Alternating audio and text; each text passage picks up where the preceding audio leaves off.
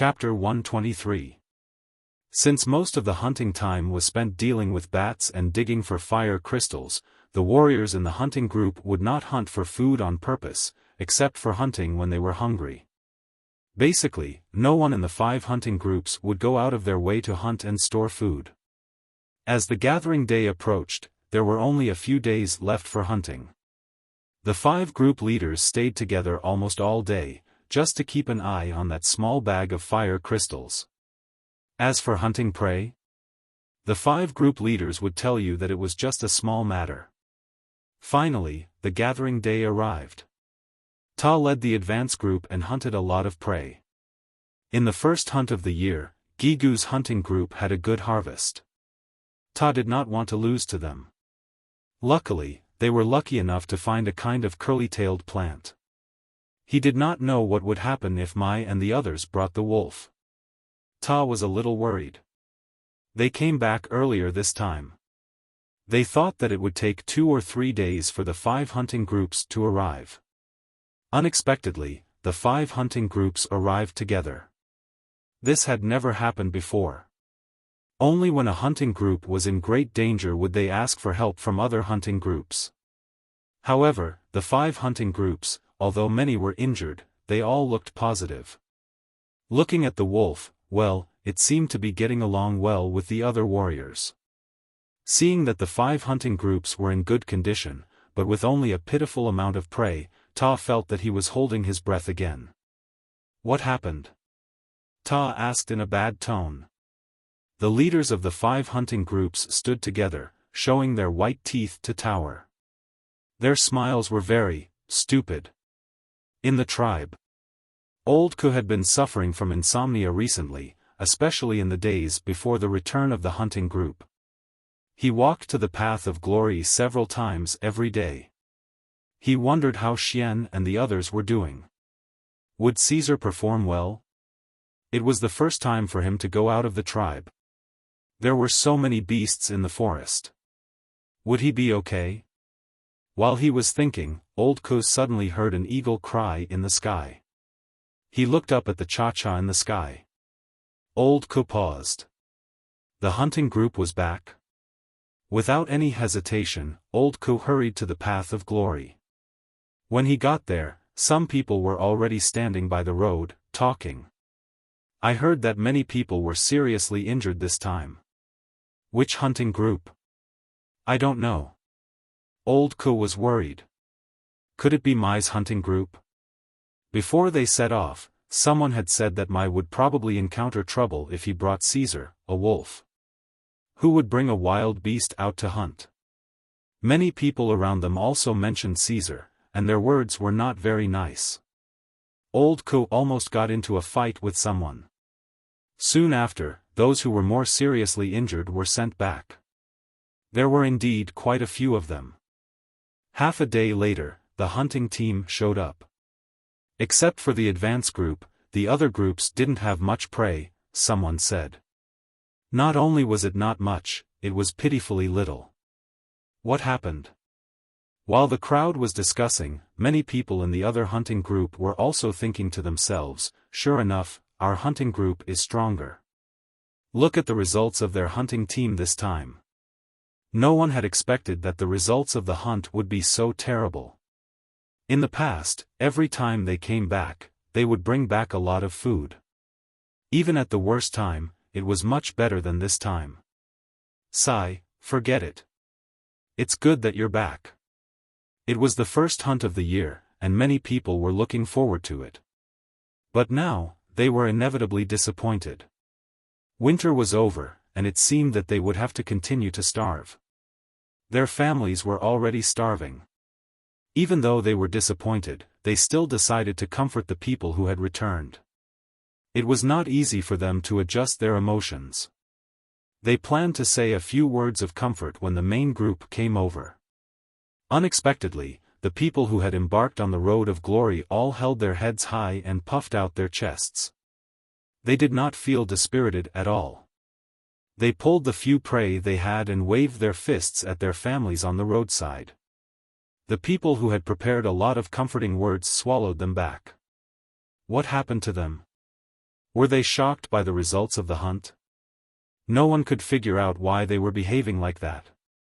Old Ku looked at Xiaofan and Caesar, who were safe and sound, and finally felt relieved. The results of the hunt didn't matter, as long as they were back.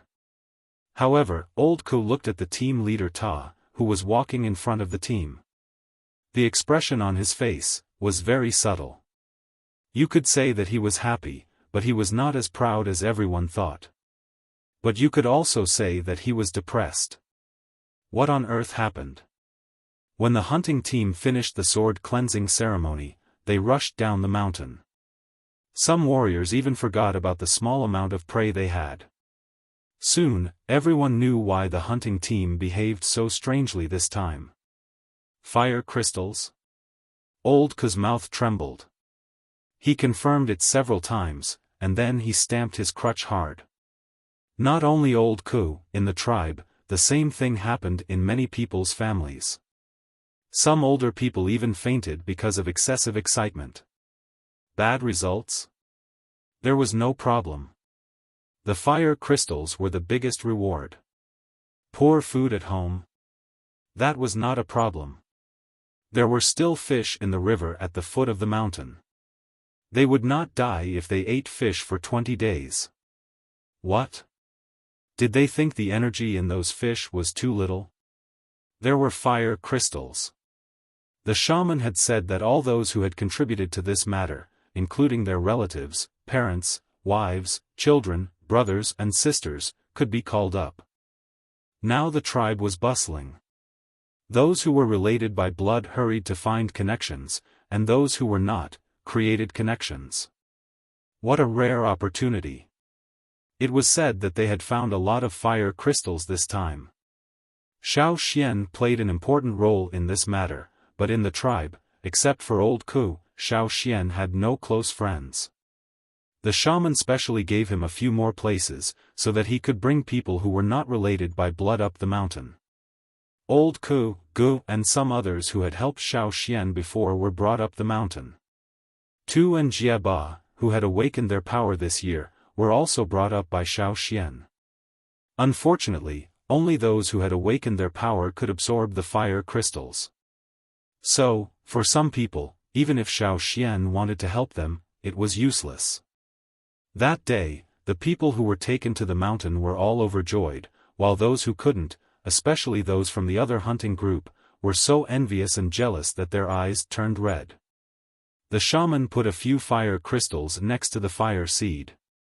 After he finished chanting, the fire seed's flame grew bigger, and swallowed the fire crystals next to it. Different from when Xiaofan absorbed the fire crystals by himself, in the fire pit, the red energy released by the fire crystals could be seen by everyone. The red energy came out from the fire, and was absorbed by the people sitting around the fire pit. Although this was an action of 5 hunting teams, the advance group could not be completely abandoned. After all, the advance group was looking for medicine for everyone. Every time someone was seriously injured, they would use the medicine they found. Therefore, there were also people from the advance group sitting around them. However, they always felt a little uncomfortable, especially Ta, who had a very complicated feeling. It was that boy again. That was what Ta thought after he knew the cause and effect. Although the fire crystals they brought back were few, they were not used up. The ones that were burned were enough for those who went up the mountain to absorb. More would be a waste. So, the rest of the fire crystals were kept by the shaman, and he would reward them according to their merits. If others wanted to absorb the fire crystals, they had to show their merits, and the shaman would naturally reward them. The shaman praised Caesar in person, and also said that he would never take back the pattern plate he gave Caesar. That was to say, unless Caesar died of natural causes or had an accident during hunting, as long as he was in the tribe, no one could kill him. That was the shaman's attitude. With Caesar as a precedent, some people were wondering if they should also catch a cub and raise it. After absorbing the fire crystals for 2 days, several warriors in the tribe advanced from the primary level to the intermediate level. For example, Lang Jie and Ong had already broken through the chop. The totem patterns on their arms had already extended beyond their elbows. This made Lang Jie party at home for several days. He even threw away his grandpa's precious stone hammer. Back then, Tuo and Kiki were among the same batch of people who were awakened with Lang Ga. Everyone knew that they were very outstanding, and these two people were promoted to intermediate totem warriors last year. However, Lang Jie did not expect that he would be promoted so soon. The topic of the fire crystals would last for a long time in the tribe. The tribe was not big, and there was only one tribe in the vast area. There were few topics to talk about. So, this topic would not die down in a short time. Every day when they went out, they would hear people talking about the fire crystals. For example, whose warriors advanced after absorbing the energy of the fire crystals, whose warriors were still a little bit worse, and whose warriors failed to go up the mountain, etc. In addition, Caesar and Xiaofan were also hot topics. I heard that the place where the fire crystals were dug was found by that wolf. I'm so jealous. If we had a wolf in our team, would we also find the fire crystals? Even if we can't find the fire crystals, it's good to find something else. Why don't we go hunting this time and catch some cubs? Xiaofan seemed to have said that it was easier to train a cub. Didn't the wolves in the forest often fight? It's a pity that those cubs were killed. We can bring them back and raise them ourselves. It won't cost us much food. That makes sense. Xiaofan did not expect that just this hunting trip would make people want to raise wolves. After the fire crystals, Xiaofan went to the shaman's place to talk. The shaman asked about some details, such as why Xiaofan could sense the location of the fire crystals. Even if he had more power of inheritance than others, he might not be able to sense the location of the fire crystals so clearly. Others might not know, but as the shaman, he knew it too well. In the beginning, the shamaness and Xiaofan were just probing each other. In the process, they started to trust each other and revealed more information. The shaman let Xiaofan know some things that even the chief didn't know, and Xiaofan also showed the shaman many abilities that were different from others in the tribe. Here, there was only one tribe, and the shaman's words were absolute authority. If it were a selfish person, he might feel that Xiaofan threatened his position and wanted to get rid of him quickly. But in fact, every time Xiaofan showed some abilities that were different from others, the shaman was very happy. His old face, which usually maintained an indifferent attitude, would always show a rare deep smile. Xiaofan did not intend to hide it from the shaman this time. He pointed at his eyebrows and said, "The totem told me." "Did you really lose the small piece of fire crystal that you were holding?" The shaman asked again. He didn't care about anything, he was just curious.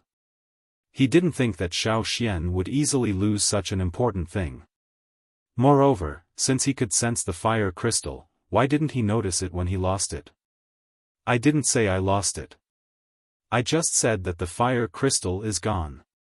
Xiaofan raised his hand and said to the shaman, "I can absorb fire crystals."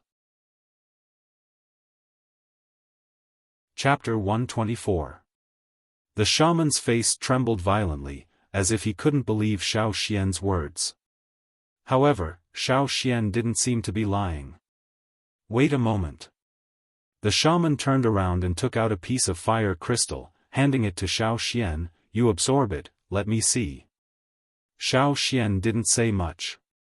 He took the fire crystal and began to absorb it. Others couldn't see the energy of the fire crystal when Xiaofan absorbed it, but the shaman could see a little. Although it wasn't clear, those energy lines were real. How could it be? The shaman was puzzled. Xiaofan told the secret in the hope that the shaman could answer some of his doubts. He didn't know much about the special power in his body, so he needed the shaman to explain. But unexpectedly, the shaman didn't know the answer. Seeing the shaman lost in thought again, Xiaofan put the fire crystal in his hand on the stone table in front of the shaman. Xiaofan's action brought the shaman back to reality. He looked at the fire crystal in front of him, which was as big as a quail egg, and then at Xiaoxian. He wanted to see some reluctance, dissatisfaction, or greed in Xiaoxian's eyes. After all, the biggest contributor was still Xiaoxian. According to the distribution, Xiaoxian should get the most benefits. But in fact, Xiaoxian didn't get much. However, the shaman found that Xiaoxian's eyes were very calm. There was no reluctance, no greed, and no dissatisfaction with the distribution of the fire crystal. What a state of mind! The shaman was moved. For the tribe, Xian was wronged. Take this fire crystal. The shaman said. No need. Seeing the shaman's guilty face, Xiaoxian said, how about a smaller one? This one is too big. If I lose it, it will be a big loss. A rice-sized fire crystal could last for several days. There was no need to use such a big one. Moreover, they didn't usually use it in the tribe. They only used it when hunting, but they didn't need so many. The shaman felt that Xiaoxian was actually a person of noble character. He was not greedy for merit, he was not greedy, everything he did was for the tribe. Thinking of this, he said to Xiaoxian in an even more amiable manner, take it. All right. Xiaoxian took back the fire crystal the size of a quail egg and said, actually, the fire crystal doesn't have much effect on me. I won't improve even if I absorb it. The shaman was speechless. Xiaoxian wasn't lying. The energy of the fire crystals didn't affect him as much as the others. Others would have an obvious improvement after absorbing the fire crystals, but Xiaoxian didn't seem to have any other benefits other than having a better spirit and a faster recovery of physical strength. He had absorbed more than half of the small piece of fire crystal that he had used as an experiment. This time, he had absorbed a lot of energy from the fire crystals by the fire pit with the others. He had absorbed more energy than the other warriors, but the totem patterns on his arms did not extend. Coming out from the shaman's place, Xiaoxian had several animal skin scrolls in his hands. They were empty scrolls used to make Wu roll. After talking about the fire crystals, the shaman showed Xiaoxian some ancient scrolls. They were all drawn by the shaman in the past. Among them, there was a Wu roll about hunting dogs drawn by the ancestors. The shaman was like this. The more you showed your ability, the more help he would give you. As long as it was beneficial to the tribe, he would open the door to help you. In the past, the shaman might not have shown these early Wu roll scrolls to Xiaoxian. After all, they involved some secrets of the tribe, and before the time was right, the shaman didn't want to let others know about these secrets. But now, the shaman changed his mind. The ancient scrolls drawn by the ancestors were well kept by the shaman. After thousands of years, the ancient scrolls were not damaged much. However, these ancient scrolls couldn't be taken out. They could only be read at the shaman's place. Xiaoxian first skimmed through the ancient scrolls, and then picked the one about hunting dogs and carefully read it. After going down the mountain in the afternoon, Xiaoxian locked himself in the room and began to draw on the empty scroll with a pen. He copied down what he had seen in the ancient scrolls. When he was still in the cave, Xiaoxian had seen pictures of hunting warriors with hunting dogs from the murals in the stone room. But he didn't have a clear idea. After all, this was a new world. Anything that looked normal might hide many secrets that others didn't know. But this time, after reading the ancient scrolls, Xiaoxian also found that the ancestors had different requirements for hunting dogs. According to what was written in the ancient scroll, the ancestors would select a group of healthy, strong, and clever puppies when the hounds were still young. Then, they would undergo strict training. During the training, some puppies might die, and the last ones who survived would go through the second round of selection. The hunting dogs raised by the ancestors were divided into ordinary hunting dogs and accompanying hunting dogs. The ordinary hunting dogs were the ones that were left behind after training. They would usually participate in hunting or defense, but they were not truly recognized by the tribe and were not passed down by the tribe. Accompanying hunting dogs were different.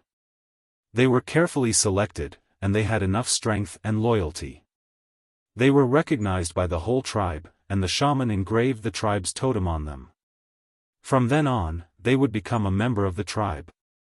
They could also participate in the sacrifice. They could absorb the totem power from the fire totem like others, and they would be much stronger than ordinary hunting dogs. However, this engraving only existed in their generation. The pups of accompanying hunting dogs were still like ordinary hunting dogs. They had to go through training and selection to be recognized. But generally speaking, the offspring of accompanying hunting dogs were very good. As for the engraving secret skill, only the tribe's shaman could master it, because it needed the power of inheritance. When Xiaofan was reading the ancient scrolls at the shaman's place, the shaman said that if Xiaofan wanted to try, he would find all the ancient scrolls about this. After all, now it seemed that Caesar already met the requirements of engraving. The engraving secret skill is very complicated, and it can't be mastered in a short time. This was what the shaman said when Xiaofan left. Xiaofan understood what the shaman meant. The shaman just didn't want Xiaofan to be too impatient.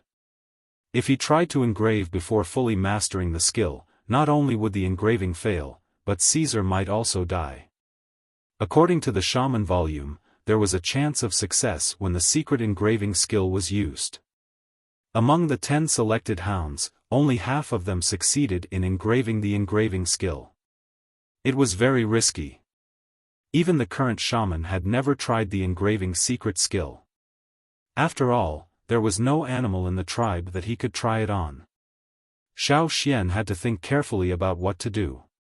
It was up to him to make the choice, and the shaman wouldn't interfere. Since there was such a big risk, Xiaofan naturally wouldn't treat it lightly. He had to study the so-called engraving secret skill first. Looking at Caesar, who was lying at his feet and yawning, Xiaofan sighed in his heart. Caesar was just a wild animal, not at the level of a ferocious beast. In the forest, he couldn't compare to the alpha wolf in the pack. This was determined by his innate condition, and had nothing to do with Caesar himself. It wasn't possible to become a ferocious beast from an ordinary wild animal overnight. Just like the bats in the bat cave, every one of them had to step on a mountain of corpses to become a ferocious beast. In such a big environment, ordinary wild animals couldn't survive for long in the forest. Even the people in the tribe had to work hard to become stronger. Whether it was humans or beasts, they all tried to swim up the pyramid, leaving behind countless corpses on every floor. Alas, we can only take it slow. Xiaofan sighed as he looked at Caesar, who was still yawning slowly. Every day, Xiaofan copied the ancient scrolls he read at the shaman's place onto a new animal skin roll. Then he studied them carefully and used the power of inheritance according to the instructions in the scrolls. The shaman also took out all the ancient scrolls related to the engraving secret skill and showed them to Xiaofan. Except when he went out to hunt, Xiaofan continued to copy the ancient scrolls as long as he stayed in the tribe. In Xiaofan's room, he had finished copying more than 10 animal skin rolls. This was the result of many times of copying. While Xiaofan was copying these ancient scrolls, many people came to him. Since the people in the tribe had the idea of raising wild animals, every time the hunting team came back, there would be people coming to ask about it. For example, Mor came to Xiaofan's room one day. Mor wanted to ask about the Xiaofan's methods of raising and training, but no one had any experience in this field. It seemed simple, but many people kept raising them until they died. Xiaofan looked at the cub in Mor's hand and raised his eyebrows. Cave lion? This cub was not easy to find. Cave lions were quite ferocious, and most of them would grow up to be ferocious beasts. Even wolves would not dare to provoke them. Mor wondered what would happen to this cub. According to Mor, on their hunting route, a cave bear fought with a cave lion in a mountain. The cave lion lost, and the cub in the cave was bitten to death. When the hunting team went there was only one cub left. So Mo brought it back and wanted to try raising it himself. Xiaofan had no experience in raising a cave lion. At first, he treated Caesar as a dog, but in the end, he still had the ferocious nature of a wolf. Fortunately, Caesar could control it. As for Mo's cave lion, Xiaofan could only tell him some general things to pay attention to. As for how to raise it, it was up to Mo. This kind of ferocious beast had to be guarded at all times, and could not be allowed to get out of control. If something went wrong, the people in the tribe would kill it first. Even though they knew it would be troublesome to raise it, many people still tried. Not only Mo, but in the next few hunting missions, every time someone brought back a wolf cub similar to the one Caesar had when he first arrived. Some people also brought back other animals. Some people vowed to raise them, but in the end, they ended up in the pot or in the stomach. But there were still a few people who insisted, and most of them were young warriors like Mo. During the winter, Xiaofan had demonstrated the ability of flying animals like Cha-Cha to everyone. At the beginning of this year, Caesar had been recognized by the tribe. This had also given the group of young warriors a new direction to take. Xiaofan was now the first person in the tribe who raised animals and was recognized by the shaman. So every time someone brought back a cub, they would run to him to ask about it. Especially Mao, it was understandable for others to catch wolves, tigers, leopards, lions, etc. In the tribe, these ferocious carnivorous beasts were the most satisfying. But why did Mao bring back a wild boar cub? No, it was not a wild boar, but more like a deer dolphin. Chapter 125. When Mao was hunting, he saw creatures with 4 fangs and thought they were like ferocious boars.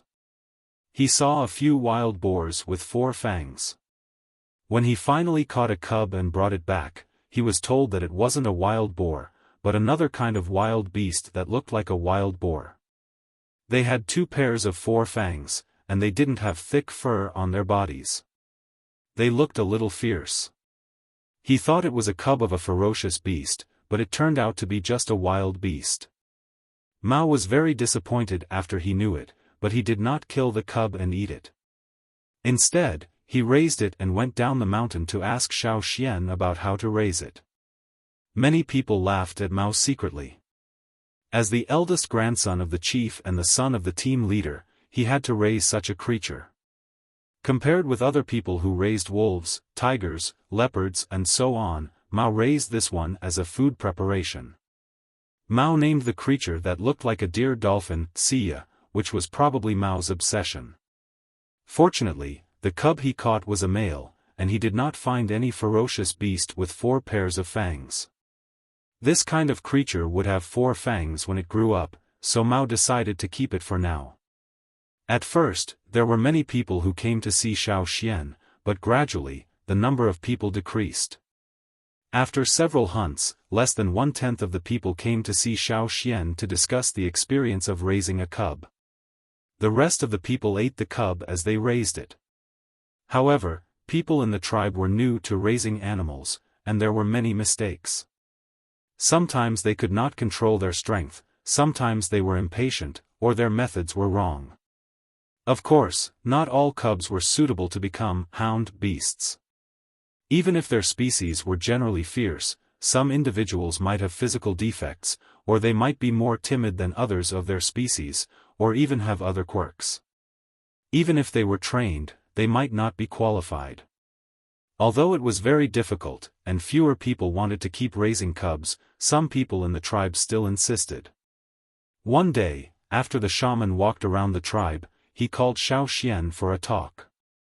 The shaman could not stand it anymore. It was a mess, and there were too many hidden dangers. He hoped to get a hunting beast that had both strength and loyalty, not a traitor who only had strength and ferocity but would bite the tribesmen when they grew up. The quality of the trained beast would be determined by the quality of the trained beast. After that, Xiaofan found a suitable open space at the foot of the mountain and placed a large stone slab there as a drawing board. As long as he didn't go hunting, he would sit there every few days to explain. During the 2 days when the two hunting teams were alternating, he would also take some time to talk to the other hunting team. After all, once the hunt started, he would not be able to explain to the other hunting team. If you want them to learn what you're teaching, you have to give them commands and hand signals before pulling the straw rope during training. This way, they'll remember the commands and hand signals you give them. If you pulled the rope around their neck before you shouted out the command or made a gesture, their memory of the rope would be deeper than your command. Come on, Caesar, come and demonstrate. Here, just like this. Xiaofan had seen more than once people in the tribe pull the cubs they brought back while shouting commands. Unfortunately, the training had little effect. I'll tell you a few methods. First, mechanical stimulation. To put it bluntly, you have to use certain methods to force them to do what you want them to do. For example, you want them to lie down in the grass. In order to prevent them from getting up and walking around, you can press them down with your hands. Through this method, you can make them lie down in the grass. After repeated training like this, they will form the correct action consciousness when they hear the command. As Xiaofan was talking, a young warrior about his age held the cub he caught with one hand and said, "Just like this? You're not pressing them down, you're strangling them." Xiaofan told them all the details of his plan. In addition, Xiaofan also told them how to stimulate them with food, and how to combine mechanical and reward training. For many people in the tribe, the food-reward method was the most unacceptable. In their eyes, food was so precious that they couldn't even bear to part with it. In the past, when they caught these cubs, they would eat them directly. Now, they even had to share food with them. It was unacceptable. However, there were still some people who were willing to give up food, and most of them were young warriors. For example, Mo and Mao were very willing to give up food. Mo's current situation was similar to Xiaofan's in the beginning. He moved out to live alone, and the family was not hungry. As for Mao, there were too many warriors in the family, and they never lacked food. It was not a problem for him to get some food to feed the cubs. Sometimes, when Xiaofan was talking about imitation training, he would call Caesar over to demonstrate, so that the cubs could get along with Caesar more. Some of the cubs would do the same thing with Caesar. However, it was more difficult for Mo's cave lion and Mao's Xiya. The former was unruly, while the latter was simply a glutton and a lazy worm. Mo's cave lion was named Mao, which was quite different from the lions Xiaofan had seen in his last life. Most of the cave lions lived independently, in caves on the mountain, and did not hunt in groups. Because they often faced fierce big beasts such as cave bears, they were not weak, but difficult to tame. Both Mo and Mao had to spend more effort than others, and it depended on whether they had the patience. Days went by. In the tribe, fewer and fewer cubs were brought back, but the ones left grew up day by day. After Xiaofan's explanation and demonstration, the young warriors gradually changed their training methods. Now, when walking in the tribe, it was common to see some young warriors with cubs. When they gathered together to chat, they would also bring their cubs with them. At first, they were all tied with straw ropes, but gradually, the ropes on some cubs' necks were removed. They did not run around, but followed the young warriors closely every time they went out. The reliance training was not for nothing. Sometimes, the young warriors from two hunting groups would compare themselves with each other to see who was more successful in raising their cubs. Some of the old warriors in the tribe, who had not hunted for many years, still had a worried mentality. They worried that the beasts in the tribe would come out to bite them when they slept at night. They were not optimistic about this method, and did not want their descendants to try it. Among them, some of the injuries on their bodies were caused by the ferocious beasts in the forest. Even if the beasts in the tribe were not very threatening, they were still very vigilant. When they got together with their old comrades, these old warriors would discuss to report to the team leaders or the chief, and see if they could persuade the young warriors in the tribe not to raise those beasts. However, the two team leaders had their own children, and the chief's grandson even raised a bald pig. It was said that the bald pig had eaten a lot of the herbs hidden by Ta. Look at Ta's face every day. It was as if he had been smeared with ash, but he still did not kill the bald pig. A group of old warriors was so anxious that their beards were almost falling off. They still could not think of a reasonable reason to kill those cubs, but the young warriors in the tribe were still actively raising them every day. When those old warriors were discussing in private, on the mountain, Ta was holding his stone knife tightly. He was so angry that blue veins stood out on his forehead. He was so angry that his whole body was trembling. In front of him, his son's bald pig had eaten a bag of medicinal herbs that he had placed under the stone bench. That bag of medicinal herbs was actually insect repellent. If it was smoked, it could kill a large number of insects. However, the bald pig in front of him was not affected at all after eating it. It was still running and jumping around. How many times had it done this? This pig had been looking for food everywhere after it woke up. Its nose was also sensitive, and it could not hide things well. If it found something, it could not get it back. Maybe because it had eaten too much, Sia was now much stronger than other cubs in the tribe. It was not that Ta did not want to kill Sia, but he did not want to lose face. If he killed Sia, people on Gigu's side would definitely laugh at them for not being able to raise a pig well. So he had been holding back, and almost got internal injuries. If you eat again, I will kill you, Ta said. Sia, who was chewing the herbs, looked up at Ta, and shouted, Ta felt that this bald pig was really asking for a beating. How could Mao bring such a thing back? Thinking about how obedient Caesar was raised by Xiaofan, he felt that this bald pig in front of him was a loser. Mao, who had just come back from the training ground, saw that his father was angry again, so he quickly carried Sia out. Tie it up for me. Use a thicker straw rope to tie it up, and don't let it out. Or I will beat you to death. Ta shouted at Mao's back. Mao, who was running out quickly with Sia in his arms, thought, it caused trouble, why should I be beaten? Somewhere on the mountainside. With a cold face, Moer looked at the tattered animal skin on the bed, and then turned his head to look under the table against the wall. Come out. The ball hiding under the table shrunk inwards again. Moer held the knife handle, and thought, should I just kill it? In the tribe, many people brought trouble because of raising cubs, but Xiaofan did not have time to care about it now. While studying the ancient scroll of engraved secret skills, Xiaofan found one thing. It was not the totem that played a leading role in his improvement, but another kind of power in his body.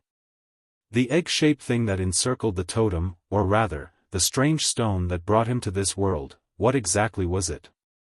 Warriors said that the totem dominated the power in everyone's body, but Xiaofan faintly felt that the totem in his mind could not go beyond that egg. No matter how active it was, when the flame on its horns was at its strongest, it could not go beyond that egg at all. The energy absorbed by the fire crystal was more like an auxiliary function. It could speed up the recovery, but could not improve, because the totem could not play the role of dominator. Putting down the animal skin scroll, Xiaofan rubbed his eyebrows. What on earth is that stone for? At this time, Caesar came over with a wooden box in his mouth. The wooden box was tied with a straw rope, and Caesar bit the straw rope directly. In the wooden box, there were stone tools made by Old Ku recently. Xiaofan spent too much time studying the ancient scroll, so Old Ku made some stone tools and asked Caesar to bring them over. Taking the wooden box, Xiaofan patted Caesar's head. We are going to set off again, are you coming? Caesar immediately took a step forward. Yes. Xiaofan rolled up the animal skin scroll and put it away. If there was no accompanying hunting dog, then he would get an accompanying hunting wolf. Chapter 126. Ta's hunting team was about to set off again. The people in the tribe were used to seeing a different animal on the path of glory. So far, it was the only animal that could hunt with the team. At first, no one thought that Caesar could be so successful, and that he could follow the hunting team for several times in a row. Now, there were 2 scars on Caesar's body. The wounds had healed, but the hair on the wounds had not grown back. The wounds looked very obvious. They were caused by an adult giant-clawed beast during one of the hunting trips. That time, the Xiaofan was shocked. If Caesar had reacted a little slower, he would have been cut in half by the giant-clawed beast's claws. Later, when they returned to the tribe, the Xiaofan planned to let Caesar rest a few more times. Unexpectedly, on the next hunting trip, Caesar took the initiative to follow them again, and the Xiaofan could not drive him away. He liked to run in the forest, and he liked to hunt prey that were much bigger than him. Every time the hunting time approached, Caesar would be very excited. When he was recuperating, the Xiaofan asked him to stay in the tribe, and the whole wolf became listless. Now, the wounds were all healed, but the hair did not grow back. Mai and the others said that the hair around the 2 scars might not grow back. Just like the people in the tribe, the scars on the body were the proof of battle achievements, proving that they had faced prey that was stronger than them. Therefore, the scars on Caesar's body did not make people doubt Caesar's ability. On the contrary, they praised him. This time, before entering the forest, several team leaders talked for a short while, and one of them mentioned Caesar. The other 4 were very envious of Mai. Since they had Caesar, Mai and the others had several unexpected surprises. From the fire crystals at the beginning to some hard-to-find medicinal materials, they were all found by Caesar's wolf nose. In addition, when hunting, he could also help attack. How could they not be envious? By the way, Mai, you should pay attention to the ferocious beasts and wild animals in the hunting area. There may be some changes, said Cheng. Speaking of changes, there seems to be some. The giant antler deer herd, the bison herd, and even the wolves seem to have changed. Mai also said. What happened? The other team leaders also asked curiously. After all, the forest was so big, and the hunting area was only a small part of it. Generally speaking, the wild beasts and ferocious beasts in the forest would not change their living area at will, unless the seasons changed. Most of the time, they would stay in their own territory to hunt. However, Cheng Himai said that there were changes in the area where the wild beasts and ferocious beasts were active. This was unusual. Did something happen on your side again? One of the team leaders asked, referring to the strange bat incident at the beginning of the year. No, it's not. Cheng shook his head. But it does have something to do with those bats. The bats had gone to take over a large territory. All the ferocious beasts on the mountain had been chased away, and the ferocious beasts that had left had to look for new territories. The battle had been going on until now. Coupled with the threat of the bats themselves, a large area of wild beasts and ferocious beasts in the surrounding area had changed. The birth of a powerhouse would cause a large-scale restructuring of the local power structure. In addition to the new mountain occupied by the bats, there were also changes in the giant pit. Cheng planned to go to the giant pit again to see if he could dig out something, but when he went again, he could not enter. The giant pit, as well as the stone crevices and caves, were all filled with poisonous miasma. There used to be some sparse grass on the top of the mountain, but now it was all dead. The whole place looked gloomy and horrible. Did those bats go back? Mai asked. I don't know. I didn't see any bats there. Cheng said. Then they shouldn't. It's probably caused by the dead bats and other animals in the cave. A team leader said. Hundreds of ferocious beasts and bats in the transformation period all died in there. They probably caused the formation of the poisonous miasma. The first 3 members of Cheng's team to go missing were sent back to the tribe and treated for a long time. It was obvious that the poisonous miasma was very powerful. Even if the others were unconscious, Xiaofan quickly carried them out of the poisonous miasma area. They did not stay there for long. Knowing how powerful the miasma was, Cheng did not dare to rush in with the others. He had to give up and ask the others to stay away. The mountain where the giant pit was located and the territory occupied by the bats were not on Mai's hunting route, but they would affect their hunting. "Don't mess with those bats," Mai said. "Of course I know." Cheng understood, but he was not willing to give up and just complained. After entering the forest, the hunting groups split up. Mai led the others to the hunting area of the first stronghold to hunt. There was nothing different on the first day, but Mai also told the others in the hunting group to be careful during this period. There might be some ferocious beasts that had not appeared in this hunting area before. They should also pay attention to the changes in the herd. There was a giant antler deer herd in the hunting area of the first stronghold. Mai led the others there to hunt. "Mai, have you noticed that we have not encountered the wolves that used to attack the giant antler deer herd several times?" A middle-aged warrior in the hunting group said to Mai. "Yes." Mai did not say anything. Caesar didn't encounter that pack of wolves during his first hunting trip. Everyone in the hunting group had been worried about what would happen if Caesar encountered that pack of wolves. However, they hadn't encountered any of them this year. The first time was because of an accident and they left the hunting route. The second time, they only saw a few wolves from the original pack from afar, and those wolves didn't look so good at that time. Until now, they had not seen a single wolf, which was a bit strange. That pack of wolves should have appeared around the giant antler deer herd, but, "Everyone, be careful," Mai said. Without the wolves to compete with them for the giant antler deer, every time the hunting group came, they would hunt a lot of giant antler deer. Whoosh! Whoosh! Several spears appeared on 2 giant antler deer that were distracted by the appearance of Caesar. Lang Jie and the others dragged the 2 giant antler deer to the side and quickly dealt with them. They would bring them back later. Caesar jumped on the back of an old giant antler deer and bit its neck. However, compared to the giant antler deer, Caesar did not have much advantage in terms of size. Even though the giant antler deer was old, its strength was still not to be underestimated. After getting rid of Caesar, the giant antler deer ran away. Caesar could not catch up with it. After chasing for a while, he slowed down and looked at the deer that ran farther and farther away. Lang Jie and the others, who were dealing with the prey, had been paying attention to that side.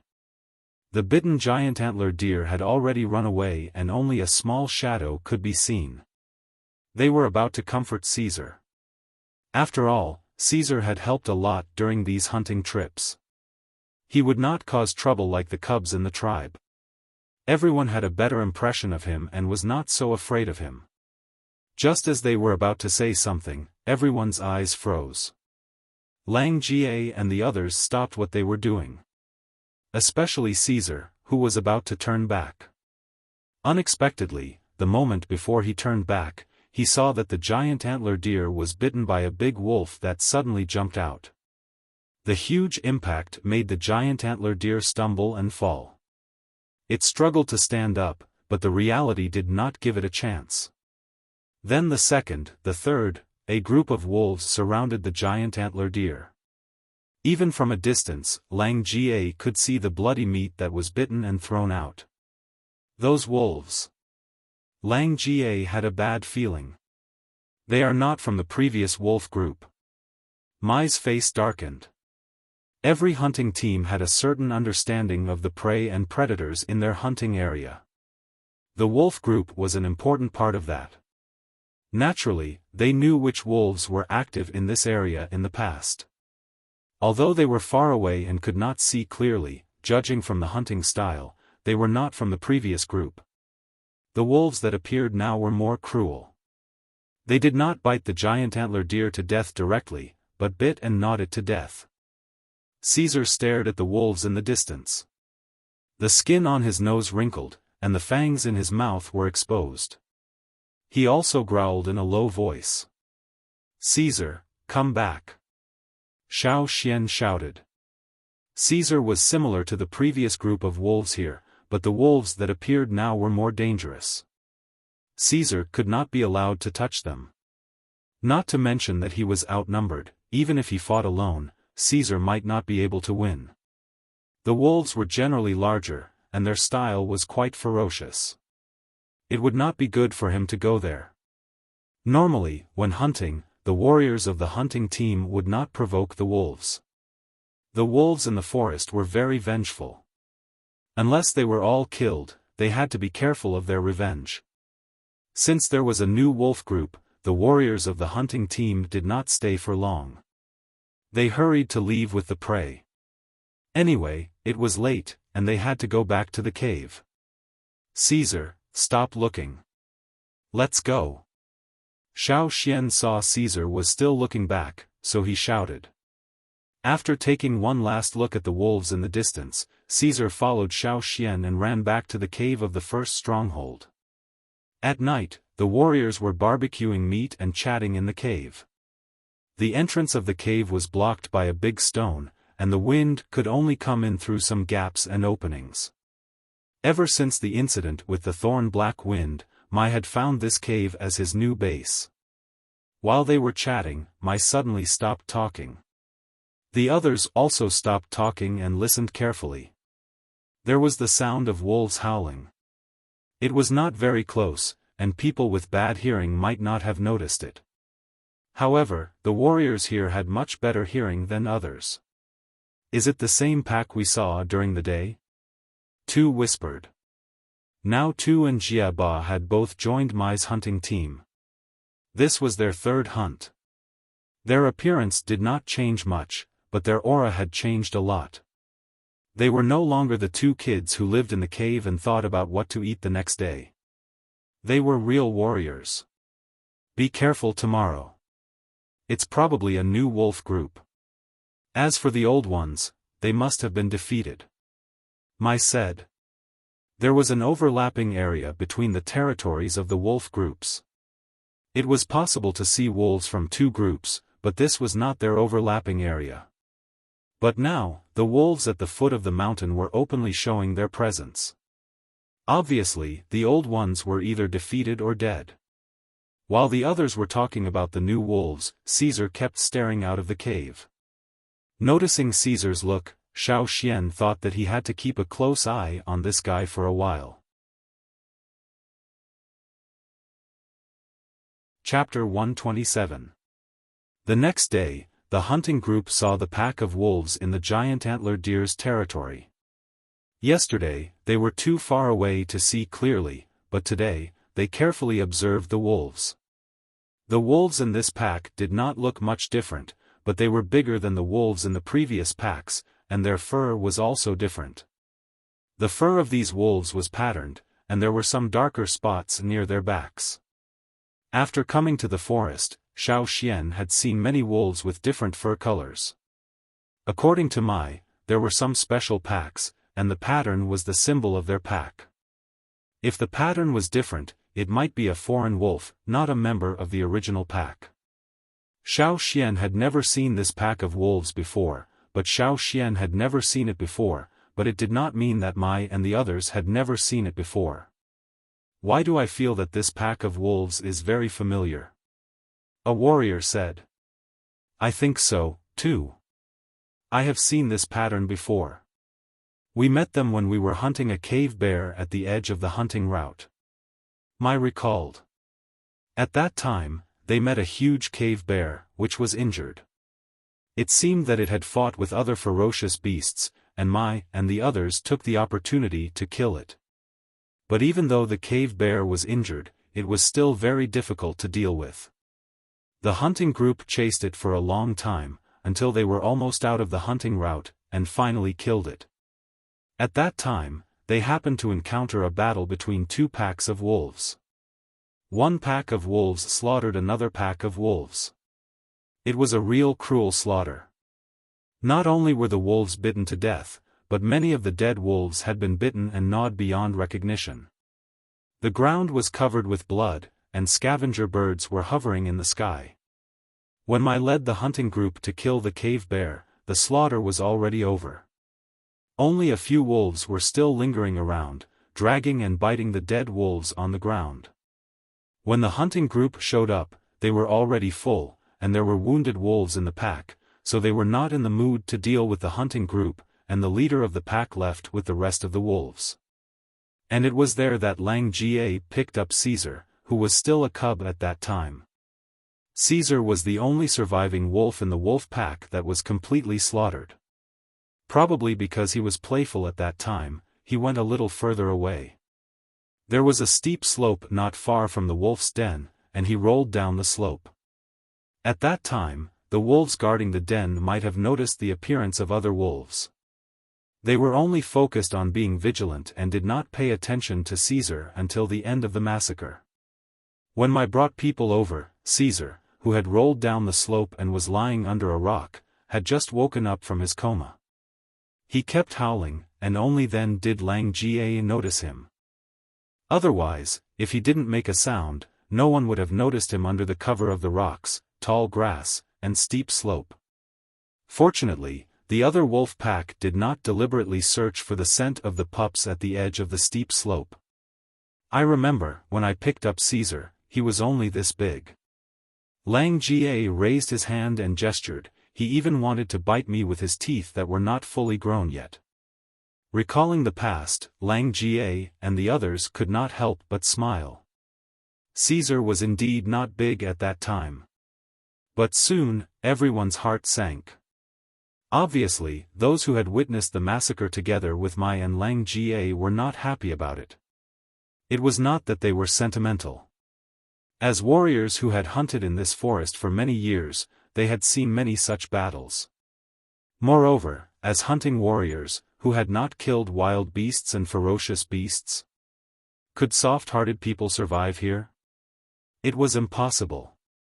The reason why they felt uncomfortable was that when they thought of that scene, they knew how cruel that wolf pack was. It could even be counted as torture. Unless you kill them all, otherwise, don't mess with those guys, especially you guys. Mai looked at the new members and said. Everyone nodded quickly. There were new members in the hunting team this year. As new members, it was easy for them to attract the attention of the carnivorous wild beasts and ferocious beasts in the forest. They loved to attack the weak. What Xiaofan had experienced, they had to experience it again. Xian, keep an eye on Caesar. Mai whispered to Xiaofan. I know. Xiaofan had the same idea.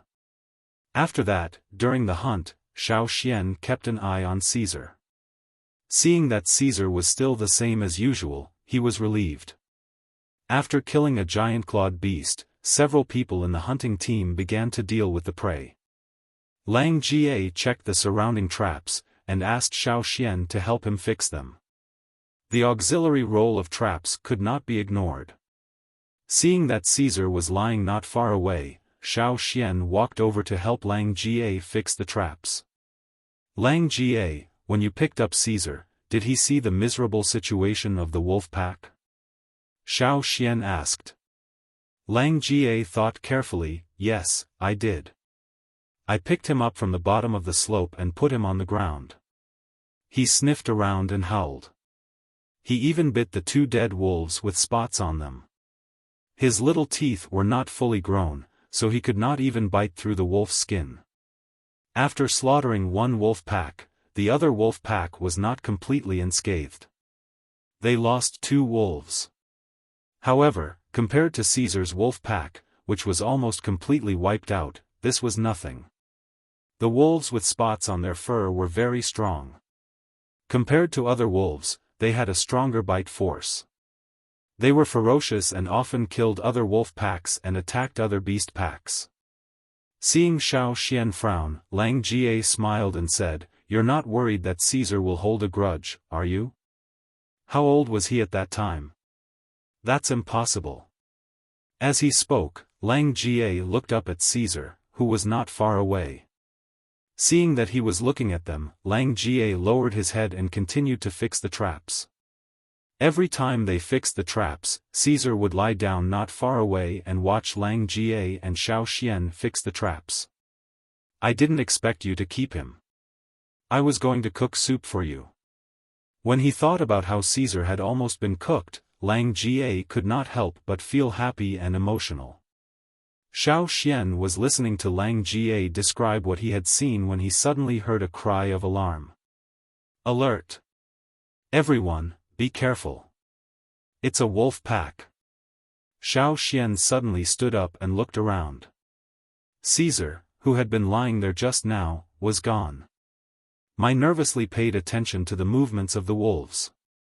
The pack of wolves had already formed an encirclement, but soon, I discovered that Caesar had rushed out. He did not fight directly, but instead, he took a bite of the wolf at the side and ran away. I could feel that the wolves had originally wanted to attack them, but their target was not Caesar. However, after seeing Caesar, the wolves hesitated for a moment. Under the command of the alpha wolf, they changed their target and chased after Caesar. During normal hunting, Caesar would help attract the attention of the prey, but that was all planned. The prey was not such a threatening wolf pack. Why would Caesar suddenly rush out? Xian, hurry up and call Caesar back. I quickly looked around and did not see Xiaoxian's figure. His face turned green. Where's Xian? Lang Jie jumped out from the tall grass, panting, I didn't catch him. He had seen Xiaoxian leave just now, so he immediately chased after him. He wanted to stop him, but unexpectedly, he was left behind after a short distance. He could not even find his shadow, so he had to go back first. That guy, he's too fast. Lang Jie had never thought that he would lose his target so soon, even though he was already a mid-level totem warrior and could move fast in the team. I took a deep breath and then looked at the young warriors. You go back to the cave first. Xiao, take them away. After that, I led the warriors into the woods and went in the direction that Lang Jie had pointed out. On the other side, Xiaoxian followed the traces on the ground and chased after Xiaoxian. Caesar had probably discovered the wolves' movement before so he moved very quickly. Perhaps he had been waiting for an opportunity, or he would not have rushed out so decisively. After all, Xiaoxian had been a little late, so now he could not see the wolves at all. He could only follow the traces on the ground and around. He had not noticed it before, but now he realized that these wolves were really fast. Xiaoxian was worried.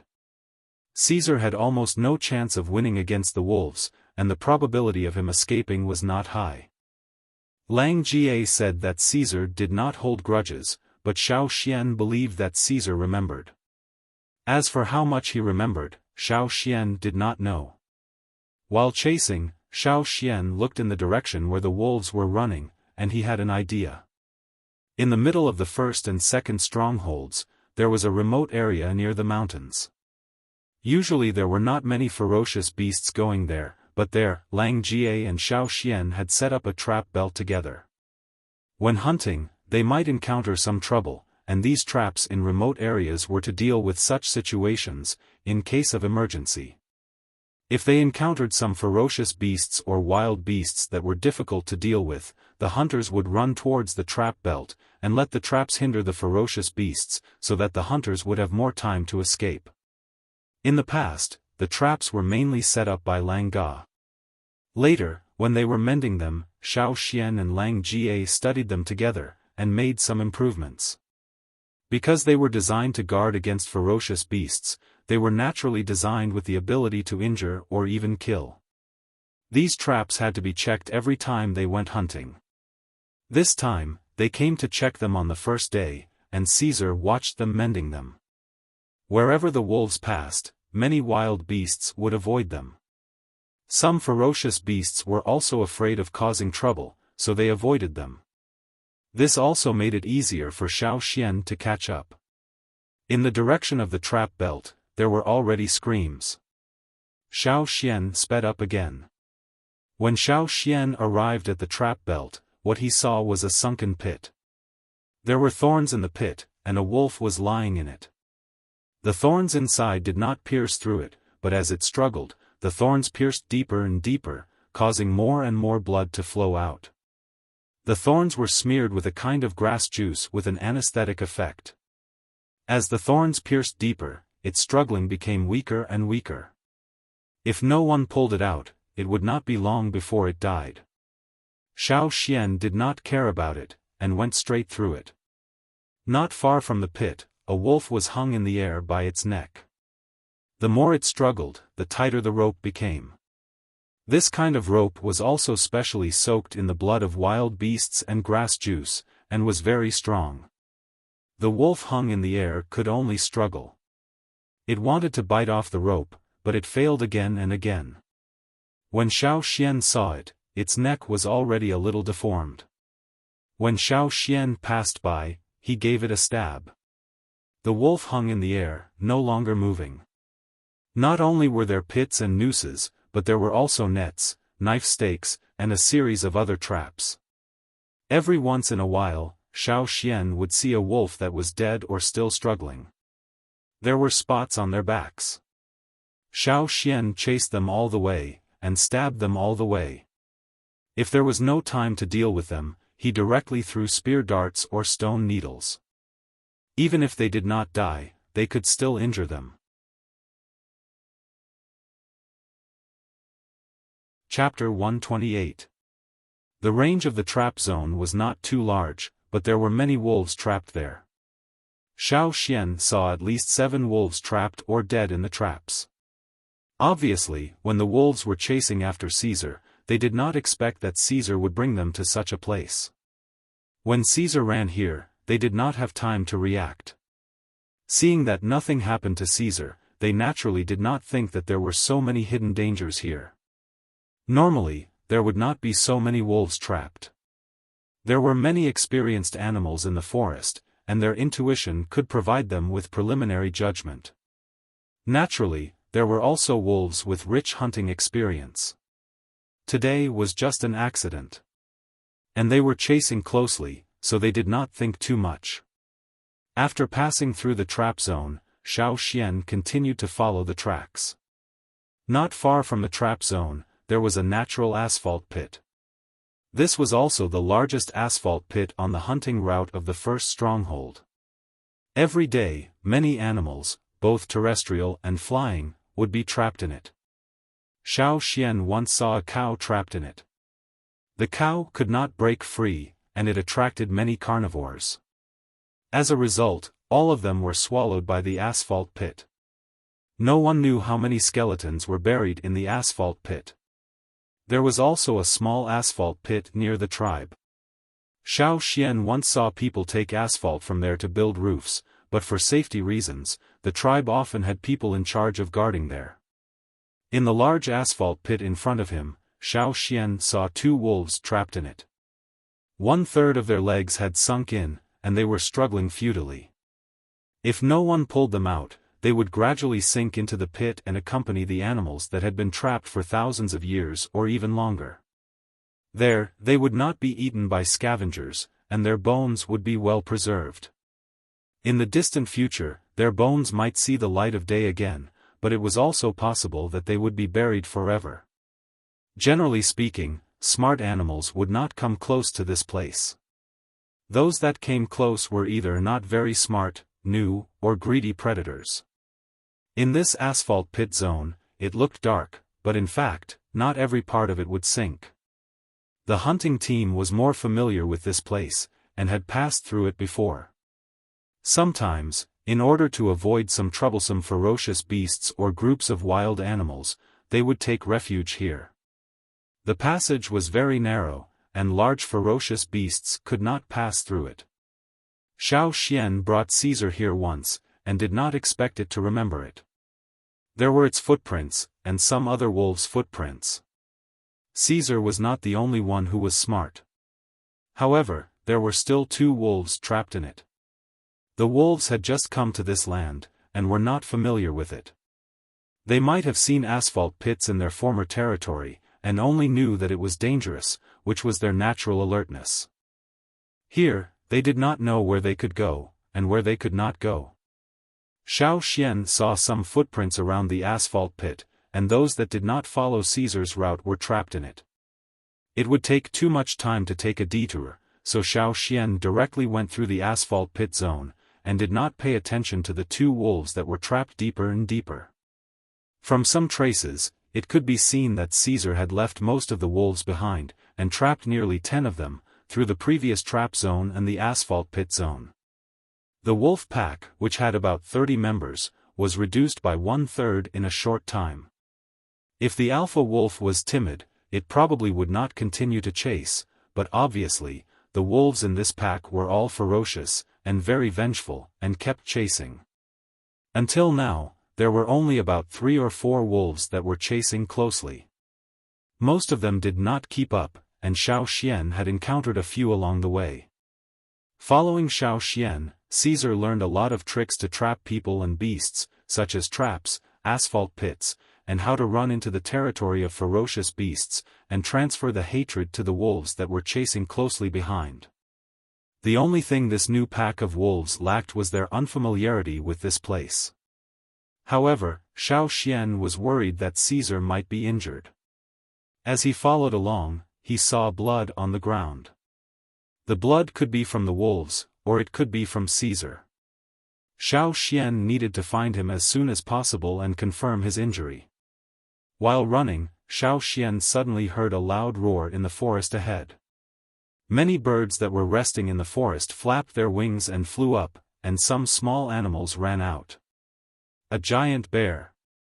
Besides that, Xiaofan also heard the howling of wolves.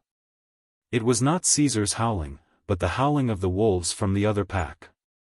There was a giant bear with them, and it was much more difficult to deal with than the 4-fanged boar. It looked clumsy, but it ran very fast. The hunting team had been avoiding it from a distance.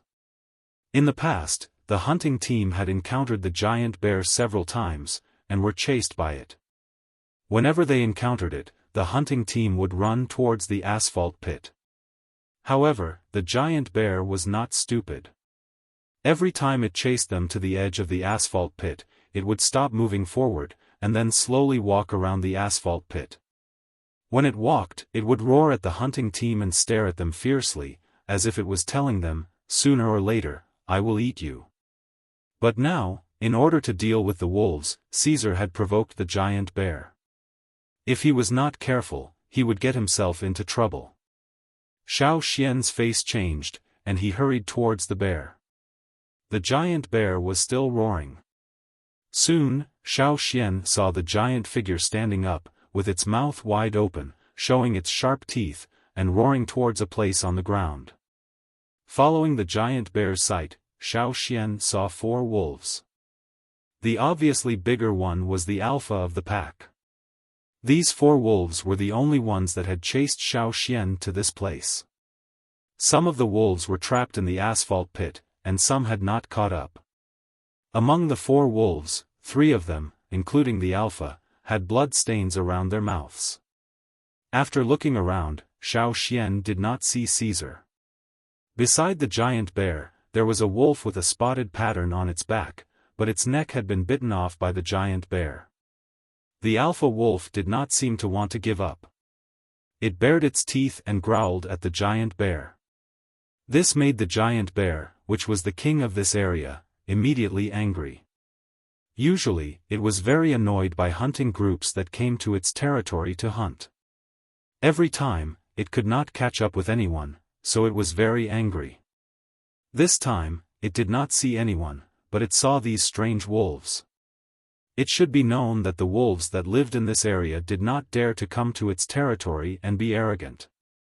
With another roar, the giant bear vented its anger. Seeing that the situation was not good, the alpha wolf had to give up the chase. It turned around and ran, and the other 3 wolves quickly followed. The giant bear, on all 4s, chased after the alpha wolf. Xiaofan knew the bear's temper. It would probably chase for a while before it returned. Seeing that the wolves and the giant bear had left, Xiaofan jumped down from the tree and carefully identified the smell in the air. There were a few prey that the giant bear had hunted here. The smell of blood was very strong, and some scavengers began to move again. Xiaofan looked around and changed his vision. The surrounding green vegetation disappeared, and all he could see were stones, faint silhouettes of trees, and some animal skeletons. His vision stopped at one place, and Xiaofan quickly walked there. Changing back to his normal vision, Xiaofan came to a plant with large leaves. Under the large leaves, blood flowed out. Pushing the leaves aside, Xiaofan saw Caesar lying under the leaves. Caesar's condition was very bad. When he used his special vision, Xiaofan found that there were several fractures on its body. In addition to the fractures, there were also some bite wounds. 2 of them were very deep, and large pieces of meat had been bitten off. Blood kept flowing out. There was also blood flowing out of Caesar's mouth.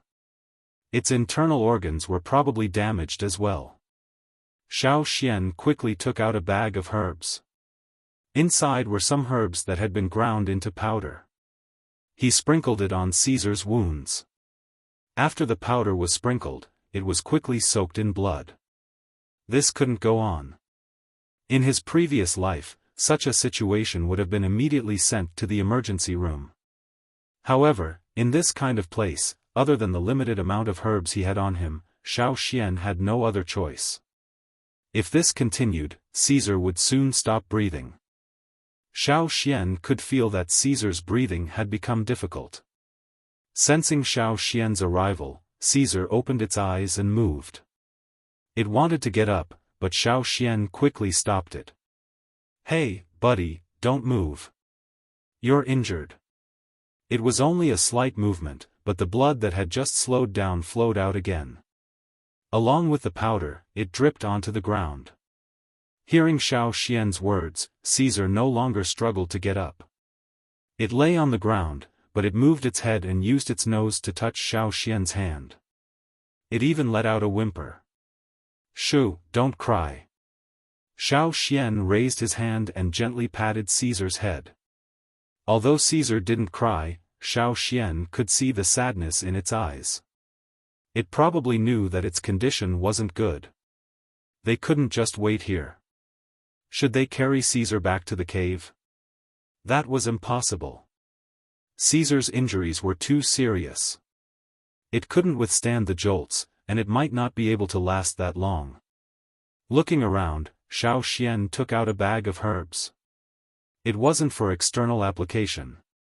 There were some leaves inside. Xiaofan put it in Caesar's mouth. It just closed its mouth and didn't have the strength to chew. Xiaofan quickly crushed the herbs with the back of his knife and poured them into a gourd filled with water. Then, he mixed it with water and poured some into Caesar's mouth. He didn't know how effective these herbs would be for Caesar, but he had to try. After feeding Caesar the medicine, Xiaofan patted Caesar's head and said, "Hang in there, buddy. I'll be back soon." He put down the big leaf again to cover Caesar's figure. The scavenging birds and beasts wouldn't notice them for a while. The giant bear still had a lot of food left. Xiaofan found a few sticks and vines to make a simple stretcher. Then, he came back and put Caesar on it. He carried the stretcher and walked away. There was a very large tree nearby. Xiaofan planned to put Caesar up the tree first. The giant bear would be back soon. They couldn't stay in the same place for too long. Moreover, the sky was gradually darkening. It was relatively safer in the tree. He found a long and sturdy vine and tied it to the stretcher. Xiaofan stood on a branch of the tree. He wrapped the other end of the vine around another branch above his head and pulled Caesar's stretcher up. Just as Xiaofan pulled Caesar up the tree, the giant bear that was chasing the wolves had returned to its original place. Seeing a group of scavenging birds and beasts fighting over its prey, the giant bear roared angrily and rushed over. It tore a few beasts that couldn't escape in time into pieces. The surrounding birds and beasts scattered in an instant. After confirming that there were no other birds and beasts nearby, the giant bear continued to eat. Chapter 129. The light of the sun gradually disappeared, and 2 moons appeared in the sky above the forest. Some nocturnal animals gradually came out, and most of the birds flew back to their nests. There were many bird nests above the branch Xiaofan was on, but Xiaofan would not take the initiative to provoke those birds. These birds did not look big and looked quite pleasant, but in fact, they were very dangerous. If it was a seriously injured animal or a recently dead animal, they would swarm over and start a feast. There were birds fighting above, and a bird fell from its nest and landed on the branch Xiaofan was standing on. Turning over and shaking its wings, the bird looked at Xiaofan. At night, its vision was not good, but its sense of smell was very sensitive. It smelled the blood on Caesar's body, and also felt that Caesar was weak. The bird, which was about to shake its wings and fly back to its nest, changed its mind and rushed in Caesar's direction. Some fine sharp teeth could be seen in its open mouth, and the edges of its beak were serrated. With each bite, a piece of meat would be scraped off.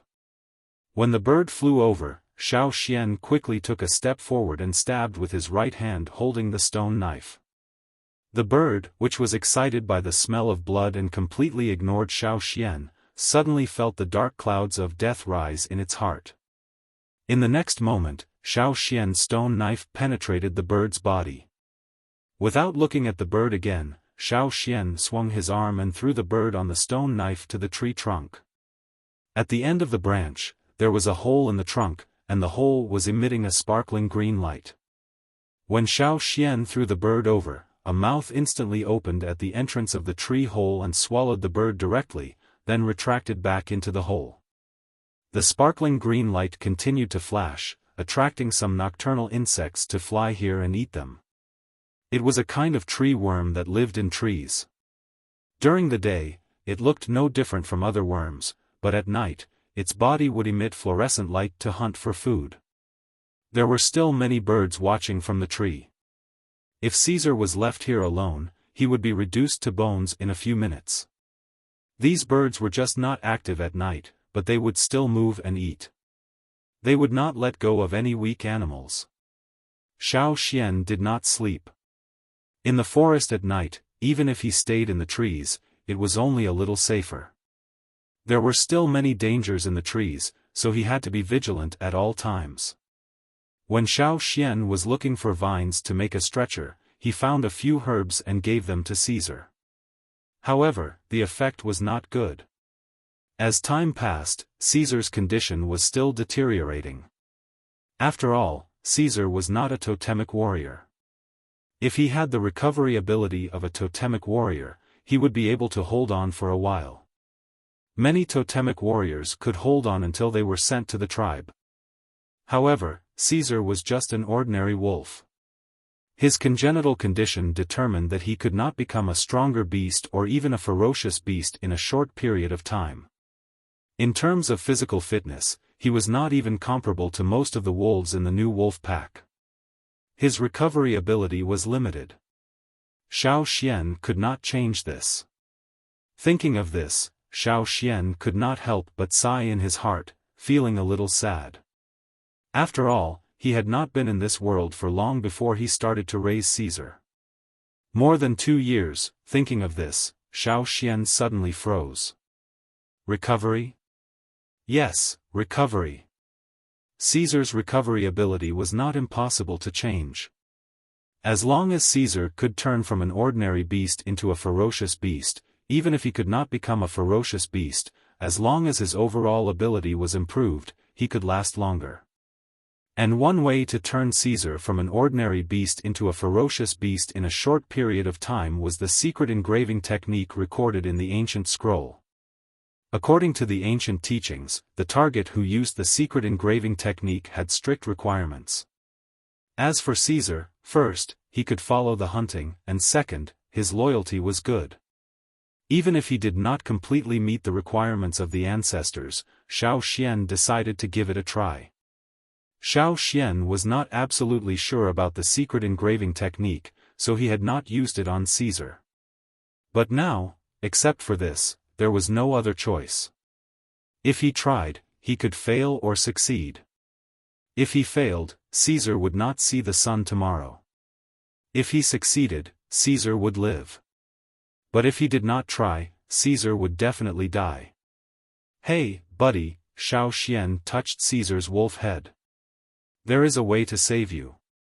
If it succeeds, you will become more powerful, and you may even become a ferocious beast. If it fails, you can only say goodbye to this world." Caesar opened his eyes and wanted to touch Xiaofan's hand with his nose, but he had no strength. He could only open his eyes and look at Xiaofan. Gusts of night wind blew, and the branches swayed. Some weak moonlight penetrated through the gaps between the leaves and shone into Caesar's eyes. The reflected light made the wolf's eyes look a little scary, like two flashing lights. In the forest, many animals' eyes at night looked like this. Xiaofan was not afraid. He raised his hand and touched Caesar's wolf head. "Okay, as long as you agree. Hold on, buddy. Old Ku is still waiting at home. There are still a bunch of cubs in the tribe waiting for you to teach them a lesson. Without you, they may not last long and will be cooked. And the wolves that killed your tribe are still alive. Do you want to continue taking revenge?" The engraving secret technique was not only the will of the caster, but also the will of the receiver. If the receiver was willing to accept it, the success rate would be higher. If there was a conflict between the two, the possibility of failure would be higher. Even if it succeeded, the effect would not be good. The ferocious beasts created might rebel. This was also why the ancestors would rather choose fewer ferocious beasts and choose the most loyal of them. Caesar's current state was not good for the engraving secret technique, but in order to increase the possibility of success, Xiaofan wanted to arouse his desire to live. The potential in a desperate situation was unpredictable. That was why there were sayings such as fighting back and being reborn from the ashes. After a few words with Caesar, Xiaofan did not delay any longer. While Caesar was still awake, he started. He made a simple fence with rattan to prevent other small beasts from interfering. Xiaofan did not know what kind of changes the engraving secret technique would cause, but here, he was willing to take the risk. Handing the stone knife to his left hand, Xiaofan squatted down and stretched out his right hand in front of Caesar. Carefully recalling the records in the ancient scroll and his daily practice, Xiaofan began to mobilize the power of inheritance in his body. In the sea of consciousness, at the bottom of the totem flame, near the two horns, the blue flame gradually increased, and a trace of blue separated from it. At the same time, under Xiaofan's right palm, the trace of blue began to form the shape of two horns. It was not just a flat figure, but a three-dimensional totem shape, far smaller than the one in the tribe's fire pit. It was only the size of a walnut. The two horns gradually formed. When the engraving was completed, some blue flames began to gather around the horns. Then, above the blue flames, a red flame began to appear. During this process, Xiaofan did not dare to be the slightest bit careless. The slightest mistake could cause the engraving to fail and the totem to scatter. When the red flame finally appeared and stabilized, Xiaofan was slightly relieved. This proved that the engraving of the totem by the power of inheritance was successful. But this was only the beginning. After the engraving, it was time for the imprinting. After the totem was completed, Xiaofan moved his palm and pressed it on Caesar's forehead. The totem moved with Xiaofan's hand. When it touched Caesar's forehead, it did not immediately imprint. Xiaofan felt resistance in his hand, but he was not worried. According to the ancient scroll, there would be a lot of resistance in the process of imprinting. After all, he was not a member of the tribe, not even a human. Naturally, there would be some resistance. Without stopping, Xiaofan continued to slowly imprint the totem. He could not rush, but he could not be too slow either. He had to control his own speed. The ancient scroll did not explain it clearly, so Xiaofan could only rely on his intuition. As Xiaofan's palm pressed down, the two-horn totem was slowly imprinted on Caesar's forehead. With his palm on Caesar's forehead, Xiaofan did not immediately withdraw his hand after completely imprinting the totem. Instead, he helped to guide the flow of totem power in Caesar's body. Caesar still had consciousness, so he began to follow Xiaofan's guidance and began to mobilize this new power. It knew what this was. Every year at the end of winter, when the tribe held a sacrificial ceremony, it would feel this power. However, the difference was that it had avoided this power the last 2 times, but now, it felt close to it. When Caesar's consciousness began to take control, Xiaofan withdrew his hand. Wiping the sweat from his forehead, he looked around. If there had been a beast or a ferocious beast, he would have failed. Fortunately, there was no movement for now. Looking at Caesar lying on the branch, Xiaofan could only help here. In the secret technique of engraving, this was all he could do. The rest was up to Caesar. If he could master and accept this power, he would have succeeded. If he could not, he would not be able to hold on for long with such injuries. Soon, Xiaofan noticed that Caesar was trembling. The more he shook, the more his whole body began to twitch. Puff! Caesar spat out blood directly onto Xiaofan's body. Crack! Crack! Crack! Crack! With the crisp sound of bones, Caesar's whole body swelled up. It was only his bones that held it up. His fur clung to his bones, making him look like a bag of bones. What happened? Xiaofan looked at the scene in front of him in shock. The ancient scroll did not mention such a reaction. It only said that after the hounds and totems merged successfully, they would grow into beasts that were stronger than other beasts in a short period of time.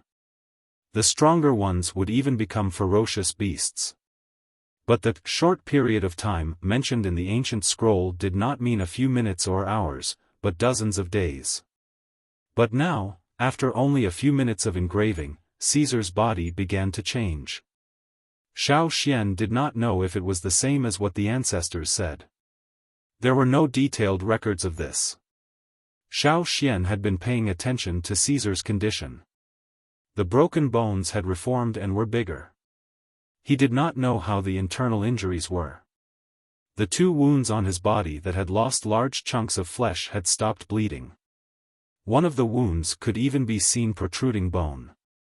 Although the changes in front of him were beyond Xiaofan's expectations and were different from what the ancestors said in the ancient scroll, Xiaofan could feel that Caesar's vitality was getting stronger.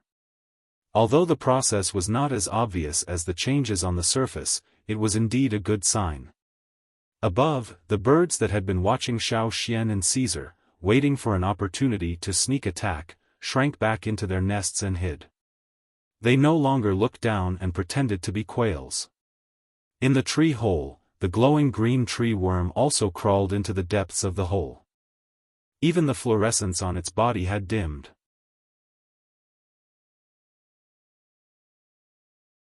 Chapter 130. It was a peaceful night. A few ferocious beasts passed by under the tree quietly.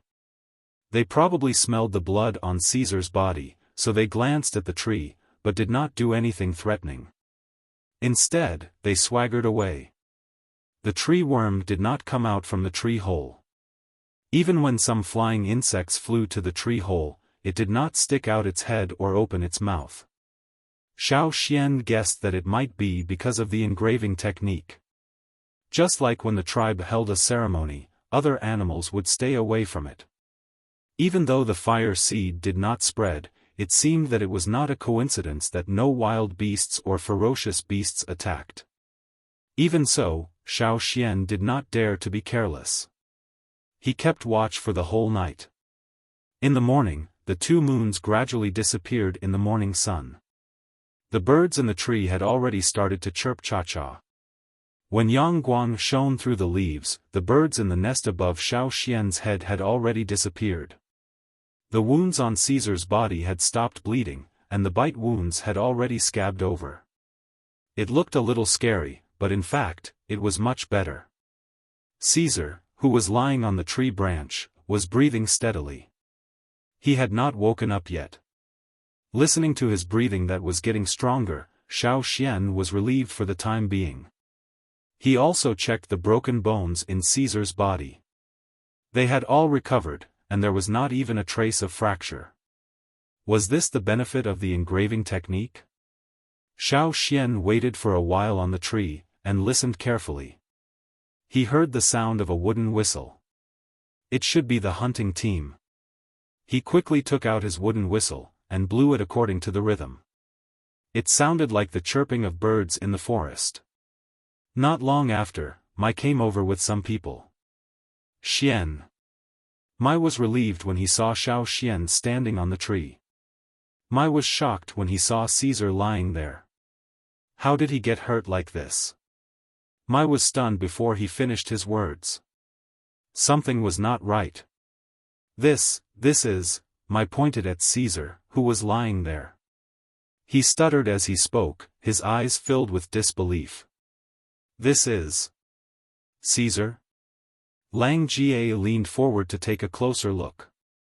You didn't seem so big yesterday. Why do I feel like you've grown up in just one night? The few people who came with Mai also nodded repeatedly, their eyes constantly sweeping over Caesar. It was injured yesterday, so it changed a little, Xiaofan said. This isn't just a small change, Lang Jie mumbled. However, now was not the time to dwell on this. They had to leave here quickly and return to the cave. Mai and his men did not return home for the entire night. They had spent the night outside and probably could not fall asleep. They had been vigilant the entire night and continued their search when the sun rose. They did not sleep at all. Seeing the obvious fatigue on their faces, Xiaofan felt very apologetic. I'm sorry, Xiaofan said. Mai waved his hand. Let's go back first. Although he really wanted to beat up Xiaofan here, the most important thing was to go back first. The people waiting in the cave probably did not sleep at all. As Caesar was still unconscious, Xiaofan used the stretcher from yesterday to slowly lower Caesar from the tree. The stretcher they used yesterday was just right.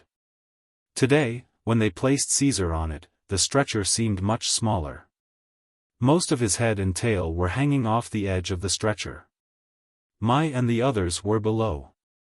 After the stretcher was lowered, they said, he's much heavier. He's bigger and thinner, a middle-aged man next to Mai whispered. Caesar was usually well-fed. Even when he went hunting, he had never lost weight. He was not like the wild beasts in the forest who were always hungry and did not know their next meal. But now, Caesar looked like a bag of bones. It was a little scary. With the help of Mai and the others, Xiaofan was much more relaxed. He directly carried Caesar back with the stretcher. In the cave of the first stronghold, the others did not sleep well. Qiao waited at the entrance of the cave all night. Everyone was very anxious. Seeing that Mai and Xiaofan were all back and no one was missing, she heaved a sigh of relief. We're finally back safely. Qiao looked at the people who came back and then carefully looked at Xiaofan. Seeing that Xiaofan was not injured, she smiled. I'm sorry to have worried everyone, Xiaofan said. It was indeed his fault for leaving the team without permission. It's good that you're back safely. Qiao was about to ask about what happened yesterday when she saw the stretcher. Her first reaction was that something had happened to Caesar. Her second reaction was that something was wrong. Let's go in first. Mai carried the stretcher back to the cave. Xiaofan settled Caesar down and asked for some medicine to treat external injuries for Caesar. While changing the medicine, Xiaofan briefly told everyone what happened after he left. The people around were stunned, especially Lang Ga swallowing his saliva. Lang Ga still could not believe it.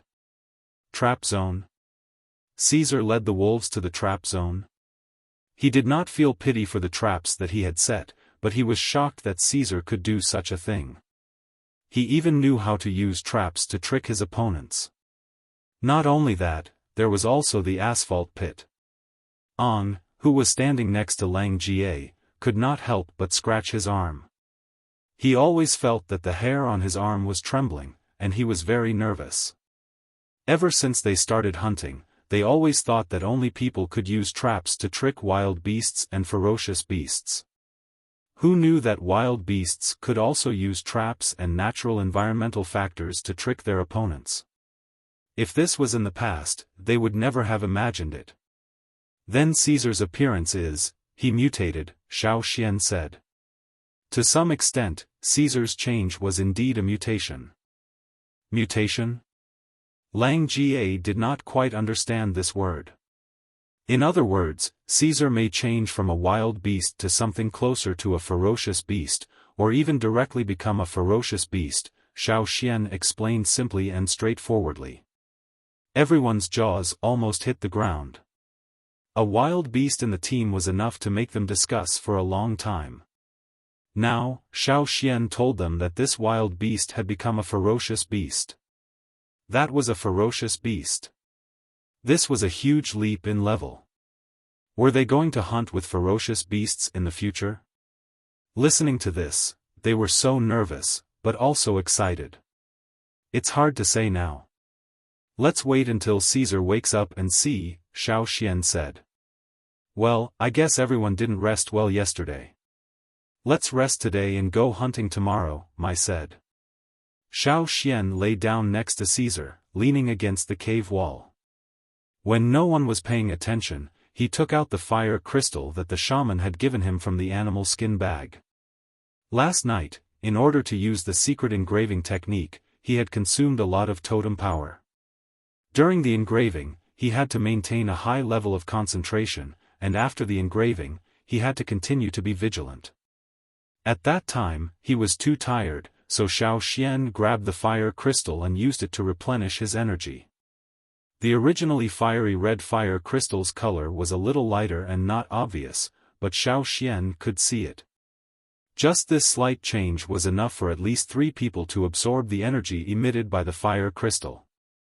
He did not expect that he had consumed so much energy unknowingly. The secret engraving technique consumed a lot of energy, so he had to be more careful in the future. When Xiaofan and the others were resting in the cave, Mai did not go to sleep immediately, but led them to the trap area. There were indeed several wolf corpses in the trap area, but they had been eaten by other beasts and scavengers. Most of the corpses were just bloody skeletons. After such a long time, the smell of blood had already attracted some surrounding animals. Naturally, there were no intact corpses left. It's true. Qiao opened his eyes wide, and carefully checked several traps that had been set. Xian didn't lie. Well, Caesar really understood. Not only Qiao Mai and his wife, but also the others who came with them, all thought of the cubs left in the tribe. If they became like Caesar in the future, Mai, that will be a great help. Qiao said. A help that may change the entire hunting team. Everyone was still a little worried. If those cubs grew up in the future, would they be harmful to the tribe? But, on second thought, since the shaman had agreed, it was naturally a good thing. Everyone's thoughts were simple. Even if they had other ideas, if the shaman said it was okay, then it was absolutely right. Well, they just had to believe in the shaman. After thinking it through, Mai and the others felt much more relaxed. The others even urged Mai to catch 2 cubs for Yang Guang and his sister, so that they could ask Xiaofan to help train them. Mai did not say yes, but also did not say no. At night, everyone gathered around the fire and discussed the cubs in the tribe in the future. Suddenly, Caesar, who was lying next to Xiaofan, moved. Lang Jie, who was closest to Xiaofan, also felt it, and immediately went over. "Hey, Caesar is waking up." Lang Jie was about to take a closer look, but when he lowered his head, he saw Caesar's wolf eyes open, and he paused. Lang Jie felt as if he had fallen into an ice cave, and a chill rushed from his back to his head. The muscles all over his body tightened, and the smile on his face froze instantly. The veins on his arms stood out, and he forced himself not to pull out his stone knife and cut Caesar. Those eyes were filled with killing intent, cruelty, and coldness. Lang Jie saw such eyes every day in the forest. "What's wrong?" The others gathered around. Lang Jie opened his mouth, and was about to tell the others to stay away. But soon, he found that the emotions in those eyes had changed. They became much softer, and when he looked again, he found that they were still the wolf eyes he was familiar with. It was Caesar. Not the ferocious beasts in the forest. Seeing Xiaofan coming over to check Caesar's wounds, Lang Jie moved his cold hands, and smiled. "It's nothing, as long as Caesar is awake." After waking up, Caesar slowly stood up, and moved around in the cave. "Why do I feel that every time Caesar comes close to me, I'm very nervous?" Tu said to the people next to him. Me. Tu. Ba also said. There was still meat in the cave, so Xiaofan cut some for Caesar. After waking up, Caesar's appetite became much bigger. He ate half a deer, but he was still not full. But there was not much food left in the cave, so he did not continue eating. The next day, the hunting team set out to continue hunting. The skinny Caesar set out with the hunting team. "Shouldn't we let him rest for a few more days?" Mai asked Xiaofan. "No need, he's fine." Mai saw that Caesar wasn't forcing himself to walk. Instead, he seemed to be looking forward to it, as if he couldn't wait to run a lap in the forest, so he didn't object to it. The wolves were not around the giant antler deer herd, so the hunting team planned to hunt a few more deer. They drove the deer herd away, and aimed at the deer that was separated from the herd. That one. Lang Jie was about to ask Caesar to drive the deer towards them, when a dark gray shadow flashed by, and rushed towards the giant antler deer that was separated from the herd. Bang! The giant antler deer and the dark gray shadow fell down together. When they looked again, they found that the giant antler deer had fallen to the ground, and Caesar was biting its neck.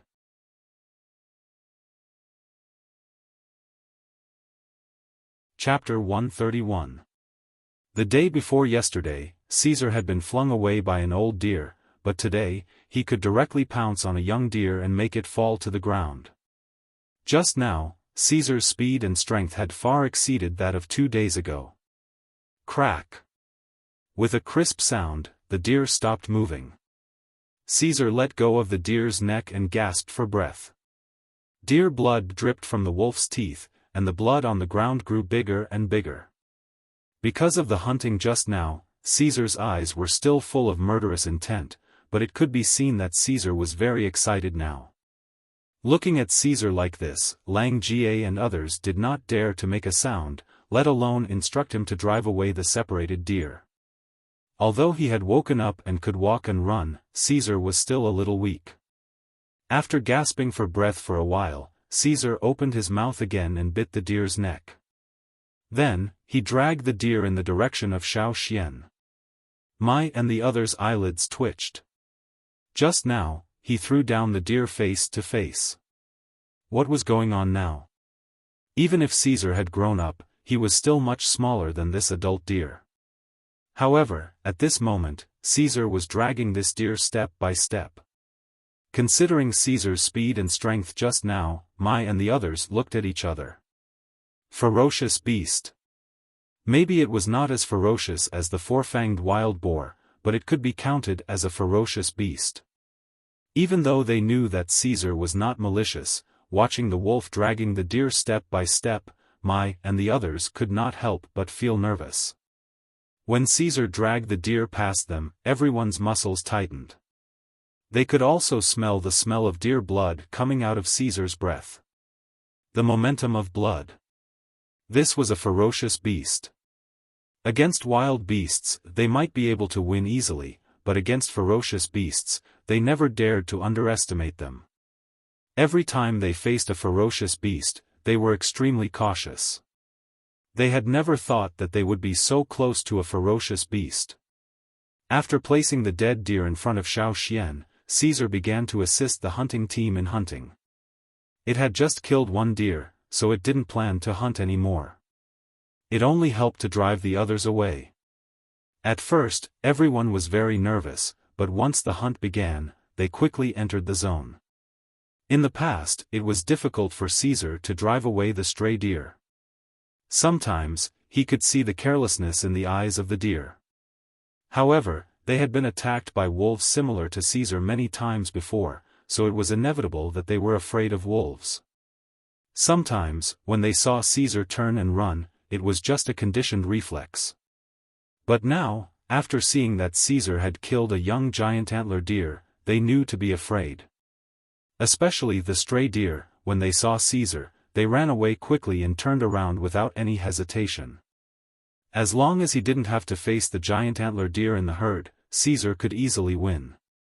Fortunately, the giant antler deer were protecting their young deer, so they wouldn't leave the herd easily. As long as the number of giant antler deer was within their acceptable range, they wouldn't come out. When they dragged the prey back to the cave, the hunting team was still sighing in their hearts. Who would have thought that humans and ferocious beasts would hunt together in the past?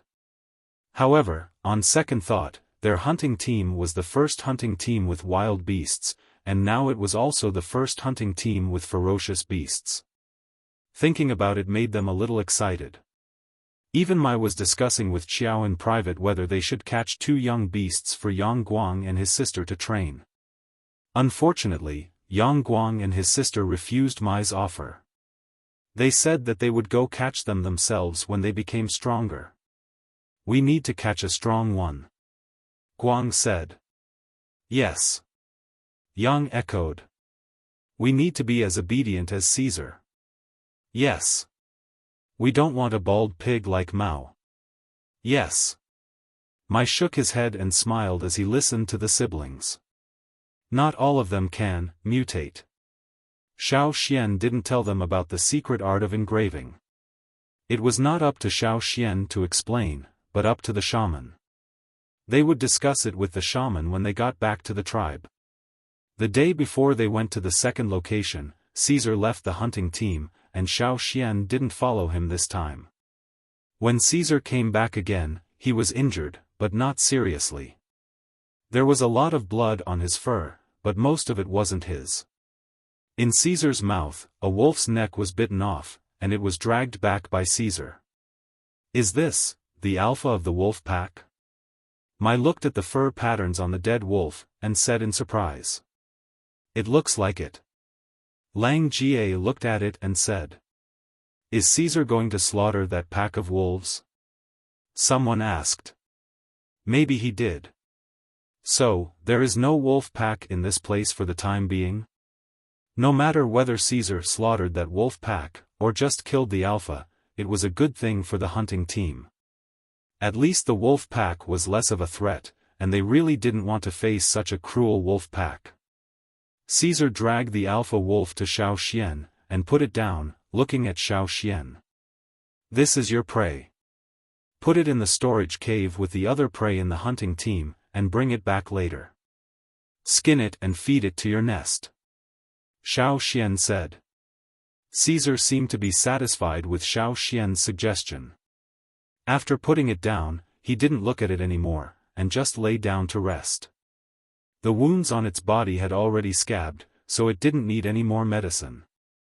As soon as Caesar left, Yang Guang and his sister, Tu, Jiaba and other young warriors gathered around, and looked at the dead alpha wolf with interest. They didn't dare to get close to the living ones, but it was okay to look at the dead ones. Even at this moment, the alpha wolf still looked ferocious. Just like how Mao was interested in the thorn-black wind, these young warriors were also curious about this alpha wolf. They touched it from its teeth to its claws, and kept praising it. No wonder it's an alpha wolf. Look at its teeth and claws. Brother Xian, will Caesar also become an alpha wolf in the future? Yang Guang and his sister looked at Xiao Xian. I don't know. Xiao Xian said. Could a wolf in the hunting team become an alpha wolf? Everyone shook their heads. But, there were still many cubs in the tribe. Maybe he could really become an alpha wolf. But they didn't know how long they would have to wait. The following hunting was much easier than usual. With Caesar's help, Mai and the others felt less pressure. After all, there were many young warriors in the hunting team, and one more strong helper meant one more guarantee. When the hunting team came to an end, they went back along the route. When they passed by the hunting area of the first stronghold, they didn't see a wolf with a spotted pattern on its back. That wolf pack might have disappeared from this forest. After these days, although Caesar still looked very thin, he was much better than when he just woke up. He would be even better after a while. Caesar hunted for food every day, so he ate a lot. If only Xiao Xian raised him, he couldn't afford it. Fortunately, he hunted a lot of prey for himself, so he could bring them back with him. On the day when the hunting team returned to the tribe, Caesar once again aroused a heated discussion. But Xiao Xian didn't say too much until he was summoned by the shaman. You used the secret art of engraving? Although there was doubt in his tone, the shaman's eyes were very sure. Even if the ancestors used the secret art of engraving, the success rate was only 50%. But Xiao Xian succeeded on his first try. The shaman didn't know whether he was lucky or not. The reason for Caesar's change could be hidden from others, but not from the shaman. Besides, Xiao Xian didn't want to hide it from the shaman. Xiao Xian told the shaman the details of what happened at that time. He said, when I saw Caesar's change, I was shocked. After all, there was no such record in the ancient scrolls left by the ancestors. In order to be sure, the shaman carefully looked through the animal skin scrolls related to the secret art of engraving. Indeed, there was no record of Caesar's change. According to the animal skin scrolls, after the engraving was successful, the changes of the hunting dogs didn't happen so fast or so violently. The effect of the secret art of engraving seemed to be a little different from what the ancestors said. The shaman asked Xiao Xian to bring Caesar to see for himself. After a careful examination, he felt that Caesar's change was much greater than what the ancestors had recorded. Not only that, but Caesar didn't stop changing after he woke up. As time went by, Caesar's change became more and more obvious. He didn't stop growing. Sometimes when he moved around in the house, old Ku was afraid that he would knock down the wall. When Cha-Cha meets the requirements, I'll engrave it on him and see his change. Xiao Xian said. After the first attempt, Xiao Xian was confident that he could successfully use the secret art of engraving again. In fact, in retrospect, the secret art of engraving was not as difficult as what was recorded in the ancient scrolls. If the shaman knew what Xiao Xian was thinking, he would probably run to the fire pit and kowtow to the ancestors who had passed away. With such talent, why didn't he become a shaman? Hearing Xiao Xian mention Cha-Cha, the shaman didn't agree. No, Cha-Cha is different from Caesar. The shaman said. Xiao Xian wasn't sure what the shaman meant, but before he could continue asking, the shaman talked about something else. Since Caesar's engraving was successful, the other cubs in the tribe had to be developed well. In the shaman's opinion, he would be satisfied if 1 out of 10 cubs in the tribe could grow up to Caesar's level. The cubs, who were growing up, were not as obedient as Caesar. They were harder to control, and most of the people in the tribe were not good-tempered. If it weren't for Xiao Xian's frequent lectures and tips, they would have already started fighting, and more cubs would have ended up in the pot. After leaving the shaman's place and going down the mountain, Xiaofan saw several cubs following behind Caesar.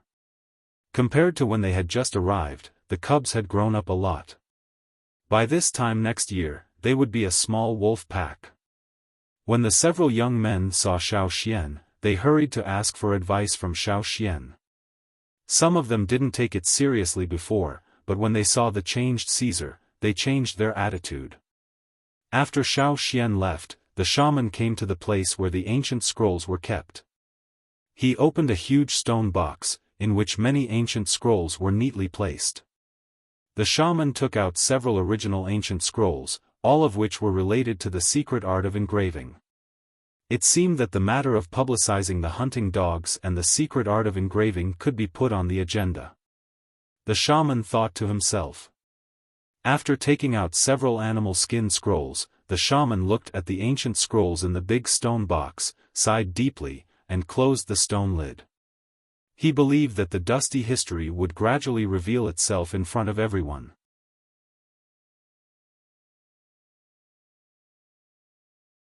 Chapter 132.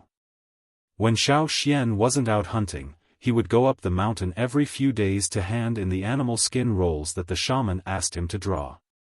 This time, Xiaofan didn't draw the Wu roll, but an ordinary animal skin roll. The shaman wanted to let everyone know that their ancestors used hunting dogs to stimulate their enthusiasm for raising and training young beasts. However, there were some things that couldn't be disclosed, so he could only choose to disclose some. When the content was selected, the Xiaofan, who was better at drawing than most people, would draw it. The annotations would also be selected from some parts of the original version, and not all of it would be written. Compared to the Wu roll, which required the use of the power of inheritance, the ordinary picture rolls were much easier to draw. In less than 10 days, Xiaofan finished all 100 picture rolls with annotations. On this day, Xiaofan took the last 10 animal skin rolls up the mountain and handed them to the shaman. The people in the tribe were already used to Xiaofan's frequent visits to the shaman's place. Even the guards at the gate didn't stop him. The shaman said that if Xiaofan came, he could go in directly. These are the last 10. Xiaofan put the 10 animal skin rolls on the stone table in front of the shaman, and let him check them to make sure that there was nothing out of the plan. The shaman quickly opened them and glanced at them, then put them aside. He didn't ask Xiaofan to leave immediately like the previous times. When Xiaofan saw the shaman like this, he knew that the old man still had something to say, and it wouldn't be just a few words. He sat up straight and waited for the shaman to continue. Seeing Xiaofan's reaction, the shaman smiled first, and then his smile faded. He said, "Do you know what I, the chief, and the elders of the tribe are discussing?" Xiaofan shook his head. He knew that during this period of time, the chief, the 2 team leaders, and several senior warriors with more authority in the tribe often came to the shaman's place together. Seeing such a scene, he knew that it was not a small matter, so every time Xiaofan came, he would not stay for long. Xiaofan was not curious about the things that the shaman would tell him sooner or later. But now, the shaman didn't seem to intend to hide it anymore, at least not from Xiaofan. The shaman took out a large animal skin roll and spread it out on the stone table. "Do you know what this picture is?" Xiaofan leaned forward and looked at the drawing on the animal skin roll. Although the drawing was rough, it could still be seen. This is the tribe and the hunting route. The animal skin scroll on the stone table was equivalent to a simple map. It only showed the location of the tribe and a few hunting routes. Most of the drawings on the animal skin roll were in black, including the tribe and several hunting routes. However, one of them was in red, and this red route was not one of the hunting routes that Xiaofan knew.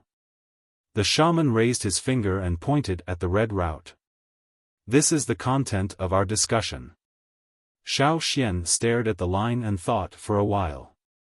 He raised his eyebrows and looked at the shaman. The tribe is planning to open up a new hunting route? The shaman didn't expect Xiaofan to guess it so quickly. After all, for most people in the tribe, they had never thought of opening up a new hunting route. Even if they saw the map, they might not think in that direction. But the shaman was only stunned for a short while, and then he smiled. Indeed. There were more and more people in the tribe, but the number of people who went out to hunt was limited. Although the warriors who had special family situations or were injured were excluded from the hunting list, it was inevitable that some healthy people were left behind. It was too wasteful. But it was unnecessary to increase the number of people in each hunting group. On the contrary, it would be worse. Going out to hunt was not always better with more people. In the records left by the ancestors, there were also disadvantages of having too many people. These years, the shaman had been thinking about opening up a new hunting route, and Caesar's change strengthened his determination. If a batch of cubs in the tribe grew up, and the engraving was successful, they would be a great help. This was a force that could not be underestimated. In this way, it was necessary to open up a new hunting route. Therefore, the shaman found the chief, 2 team leaders, and several old warriors who had more say in the tribe to discuss. If the shaman did not mention opening up a new hunting route, the others would not insist on it. But since the shaman mentioned it, the old warriors were all very excited. For them, this was an epoch-making matter. They respected and admired the ancestors, but they also listened to the shaman.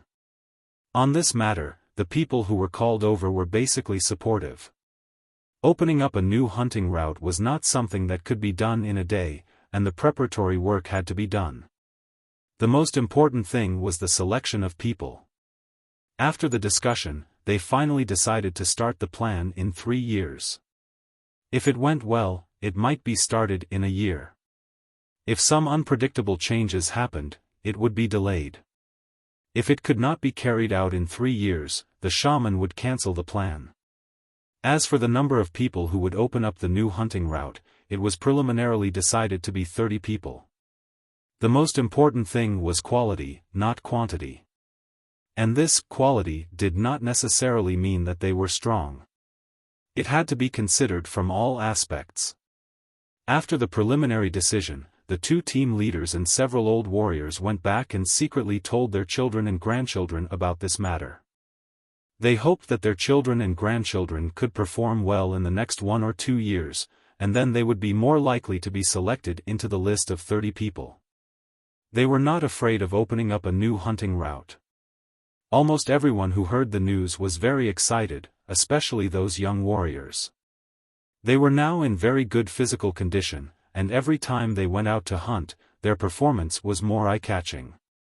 Of course, they would try their best to fight for the quota of 30 people. Opening up a new hunting route like the ancestors was an honor that would be recorded in the history of the tribe. How could they not be excited? No wonder there were some people training crazily in the training ground recently. After the shaman finished speaking, he looked at Xiaofan, who was sitting across the stone table. Xiaofan's reaction was different from the others. As far as the shaman knew, everyone who knew about this was very excited. Some of them were even excited for several days. Even the chief was no exception. The chief and the 2 team leaders naturally had to participate in opening up a new hunting route. But why was Xiaofan so calm? Was he not optimistic about the opening of the new hunting route? The shaman looked at Xiaofan, who was thinking with his eyelids down. He was very curious about what Xiaofan was thinking. Xiaofan was silent for a while, and looked up at the shaman. He did not talk about the opening of the new hunting route, but asked, "Have you ever thought about contacting other tribes?" When Xiaofan said other tribes, there was no uncertainty at all. The shaman could hear that Xiaofan was very sure that there were other tribes. The shaman, who was originally thinking about the opening of the new hunting route, now had a sharp look in his eyes. There was no smile on his face, which was completely different from his usual calm demeanor. At this moment, the shaman was like a war knife, and the blade of this war knife was pointed at Xiaofan. At that moment, Xiaofan almost jumped away, but he controlled himself and sat in the same place. He maintained the same expression as before, looking at the shaman. The atmosphere was tense for a while, and then the shaman gradually withdrew his aura. At first glance, he looked no different from usual, but the stiffness and seriousness on his face were extremely rare. He was not in the mood to talk about the opening of the new hunting route. The shaman took a deep breath and stared at Xiaoxian's eyes. How do you know? Were there other people outside the tribe? When the people in the tribe were bored, they would talk about it in private. They heard that there were other tribes, but they only existed in rumors. Many people thought that they were the only tribe in the world, but some people believed that there were other tribes. It was just that the world was too big for them to go out. In the tribe, there were probably only 5 people who knew the exact answer. The shaman was undoubtedly the one who knew the most. After all, he could understand the Wu role that was passed down from generation to generation, and he knew more things that others did not know. However, the shaman remembered that he did not show Xiaoxian any Wu role about other tribes. I came out from a cave near the foot of the mountain. In that cave, there was a stone room, and there were paintings on the walls of the stone room. Xiaoxian said. The shaman felt his heart suddenly beat. He was not sure whether there were paintings in the cave or not. Someone once went to the cave to have a look, and except for some very old broken stone tools, there was nothing else. The paintings were covered. Xiaoxian told the shaman how he found the paintings, but after I woke up, I covered them with stone powder when I left the cave. So far, no one else has seen them except me. The shaman was relieved, but he was also curious about the paintings in the cave at the foot of the mountain. He did not remember any related records. What are the paintings? The shaman asked. There are hunting dogs, farmland, and exquisite jars, and? The shaman asked. Xiaoxian paused and said, one day, we will return to the old land. The glory is still there, and the fire of Yanjiao will never die. When Xiaoxian said the first word of this sentence, the shaman's hands began to tremble. This was a sign that he could not control his emotions. Zan. The shaman's voice was a little hoarse. In the list of people recorded in the ancient scroll, the third name was Zan. And what Xiaoxian said just now was also recorded in the ancient scroll. No longer excited about opening a new route, the shaman's face was bitter. If we can go out, why bother opening a new route? Xiaoxian looked at the shaman. The shaman's eyes were red, and he almost burst into tears. It seemed that his emotions would not calm down for a while. After thinking about it, Xiaoxian still did not say what was recorded in his notebook. When Xiaoxian walked out of the stone house, the shaman was still in low spirits. Originally, Xiaoxian did not intend to tell the shaman about the murals in the cave so soon, but he did not expect to encounter the plan of opening a new route. After thinking about it, he told the shaman about the murals. It seemed that the shaman did not want to go out, and many ancestors had probably tried before, but still did not succeed. Alas, there was still a long way to go. While walking, Xiaoxian suddenly heard a "ao-ao" sound coming from above. When he looked up, Xiaoxian wanted to throw a spear over. At the moment, the cha-cha was holding a cub, and the cub was obviously trained by someone in the tribe. It was crying out in fear. Cha-cha, get down here.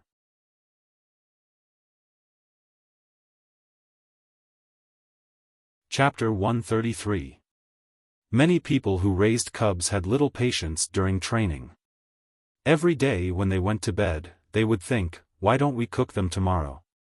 But seeing the changes in Caesar, some people had expectations and decided to continue raising them. Xiaoxian said that cubs needed frequent training, so they took time out every day to train them. If it was inconvenient in the tribe, they would take them to the training ground. In the mountains and forests, many young beasts learned how to hunt by playing around, such as searching, chasing, pouncing on food, biting, and other skills. After training, Some cubs would show their talents and surpass their peers in some aspects, while others were more ordinary. However, in the tribe, there were still cubs left, and they were very talented. When these people took their cubs to the mountains around the training ground to train, Cha-Cha liked to make trouble for them. Ray was originally training his own cub, teaching it how to listen to instructions and lurk. As he was talking, he heard a soft sound beside him. It was the sound of an object flying quickly. He looked to the side and found that the cub was gone. Looking up, Ray found that Xiaofan's eagle was holding his cub and flying in a circle above his head. No matter how he shouted and threatened, it did not let go of the cub. Instead, it flew higher and higher, and then flapped its wings and flew away. Cha-Cha flew back to the tribe with the cub, just in time to meet Xiaofan, who was going down the mountain. Cha-Cha did not take other people's words to heart, but it still listened to Xiaofan. It did not directly throw the cub. If it did, Xiaofan would not catch it, and the cub would die. After landing, Cha-Cha threw the cub to Xiaofan. Xiaofan caught it, looked at it, and recognized that it was Ray's cub. He did not know what species this cub was, and many people in the tribe did not care about it. Xiaofan remembered that Ray named this cub Meng.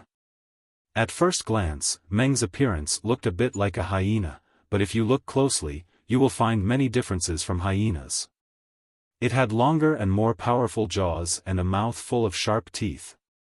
It was a carnivorous beast that Ray's hunting group often encountered. In terms of habits, it was more similar to wolves. Compared to wolves, Meng's species had a longer and narrower body shape, and their skulls were relatively larger. Adult individuals were covered with strong and powerful muscles, and they could run very fast. They were a kind of predator that the hunting team had to be vigilant against. Lei also took advantage of their group battle to capture Meng, who was still in its infancy.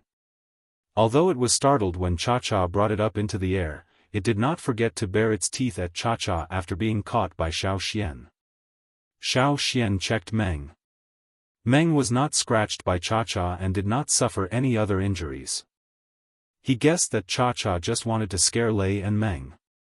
It was purely a prank. While Xiaofan was checking, Lei caught up with them. He was so tired that he was panting. When he looked at Cha-Cha, the veins on his forehead stood out.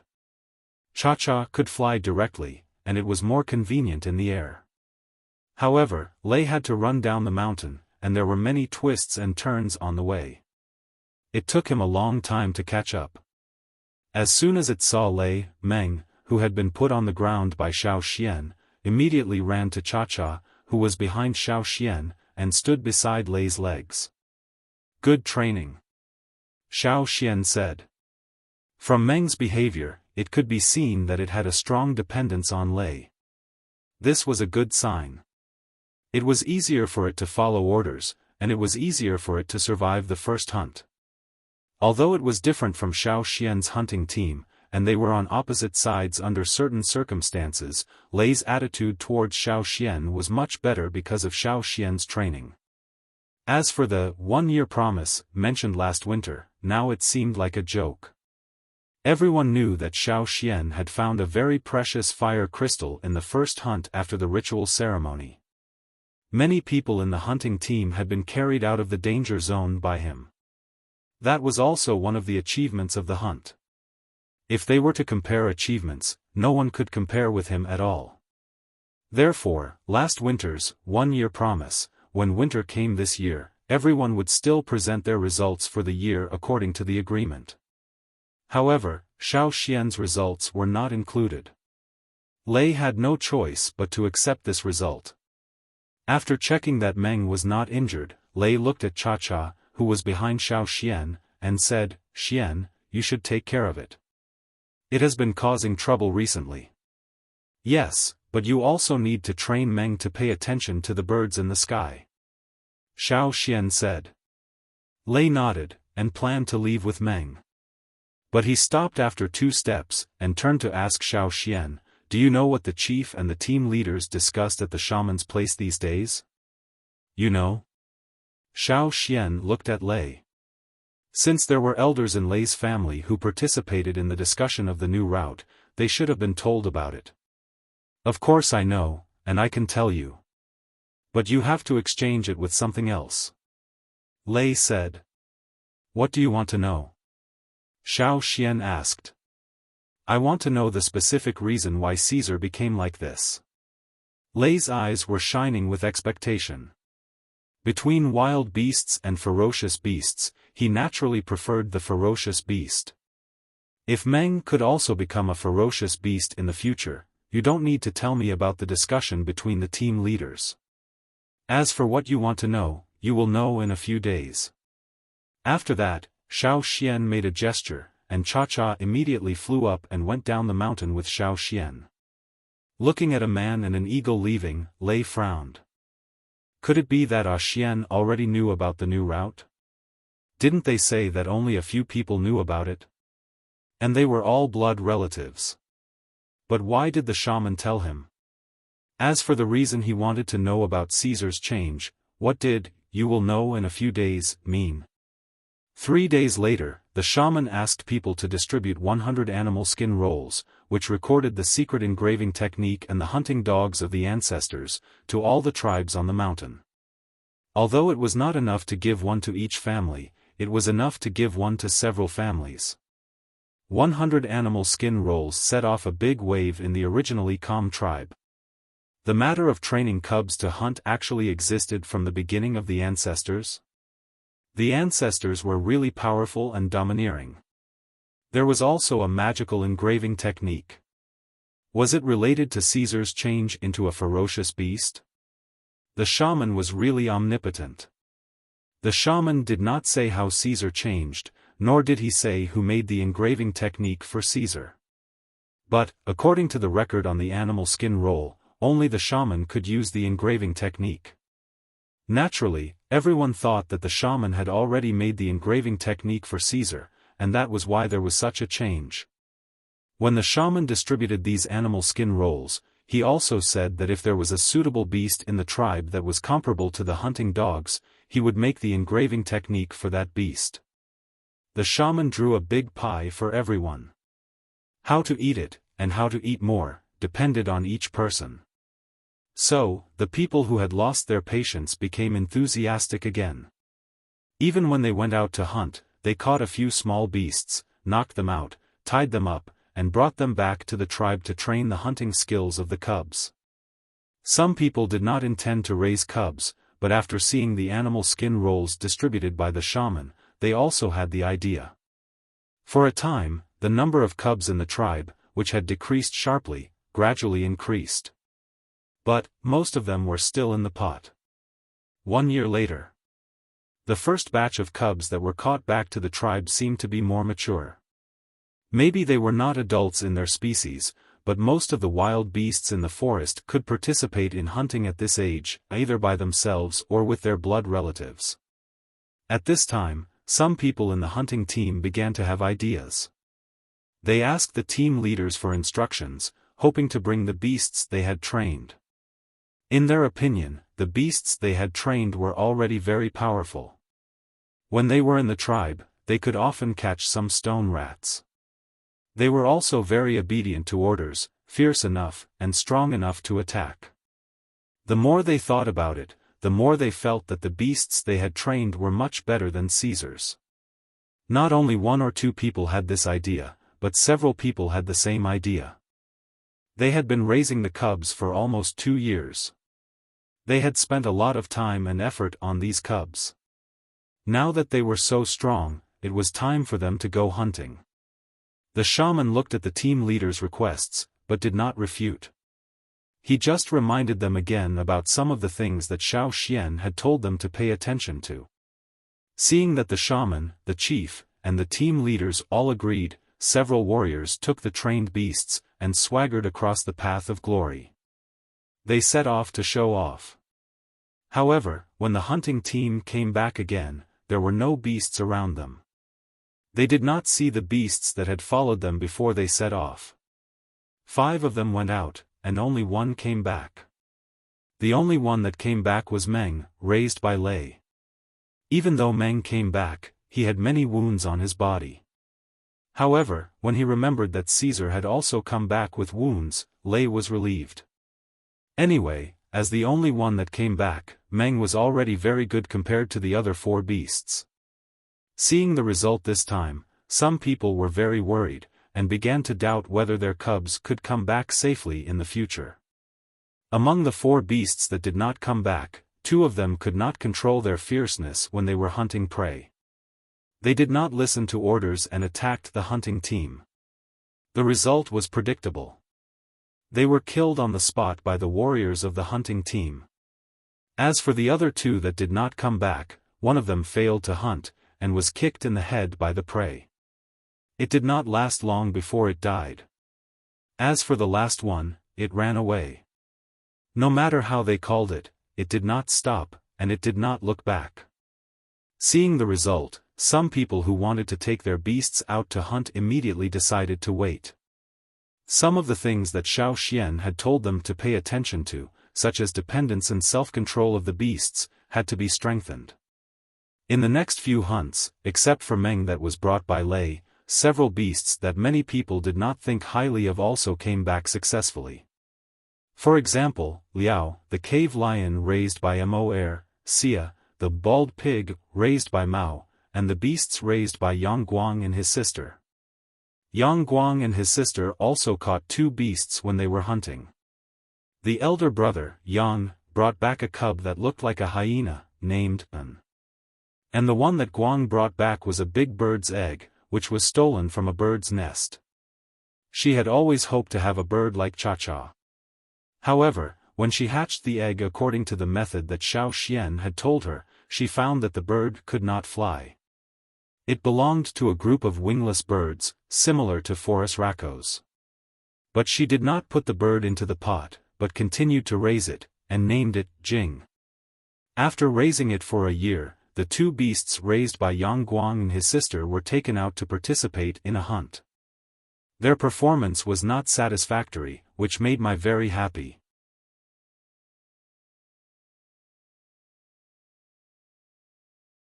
Chapter 134.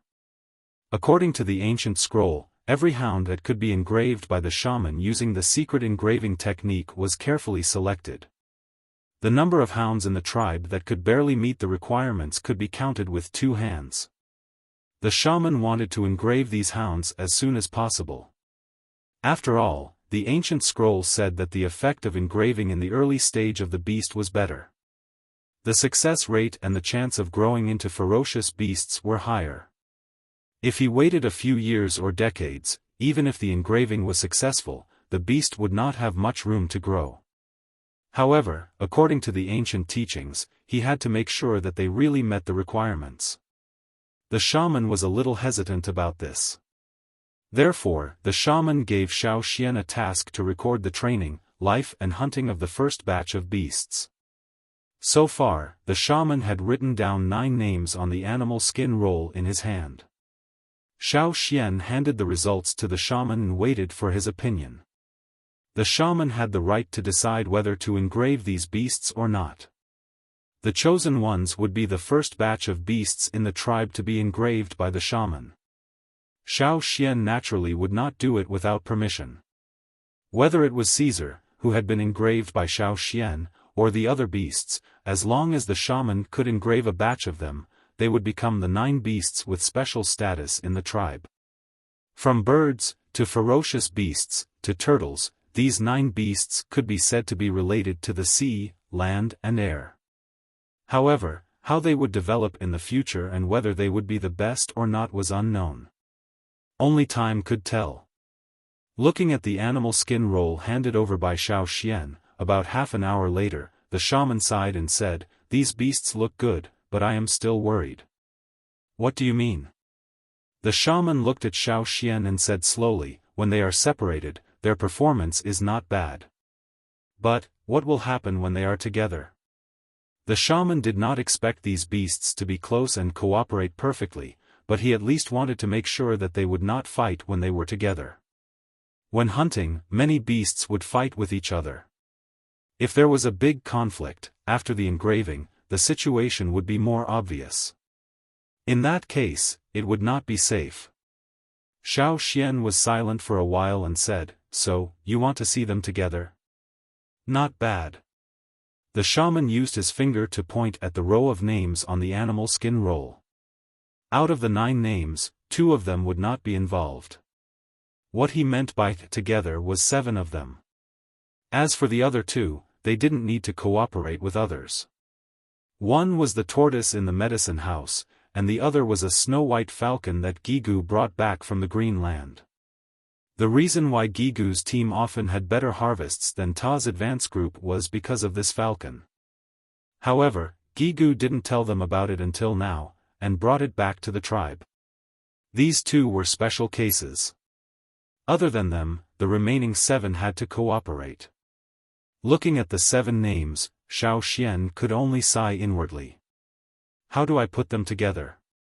Even if the 7 of them formed a group, it was completely different from the wolf pack in Xiaofan's imagination. From a modern point of view, they were just a mixed army. There were too many species, and none of them were the same.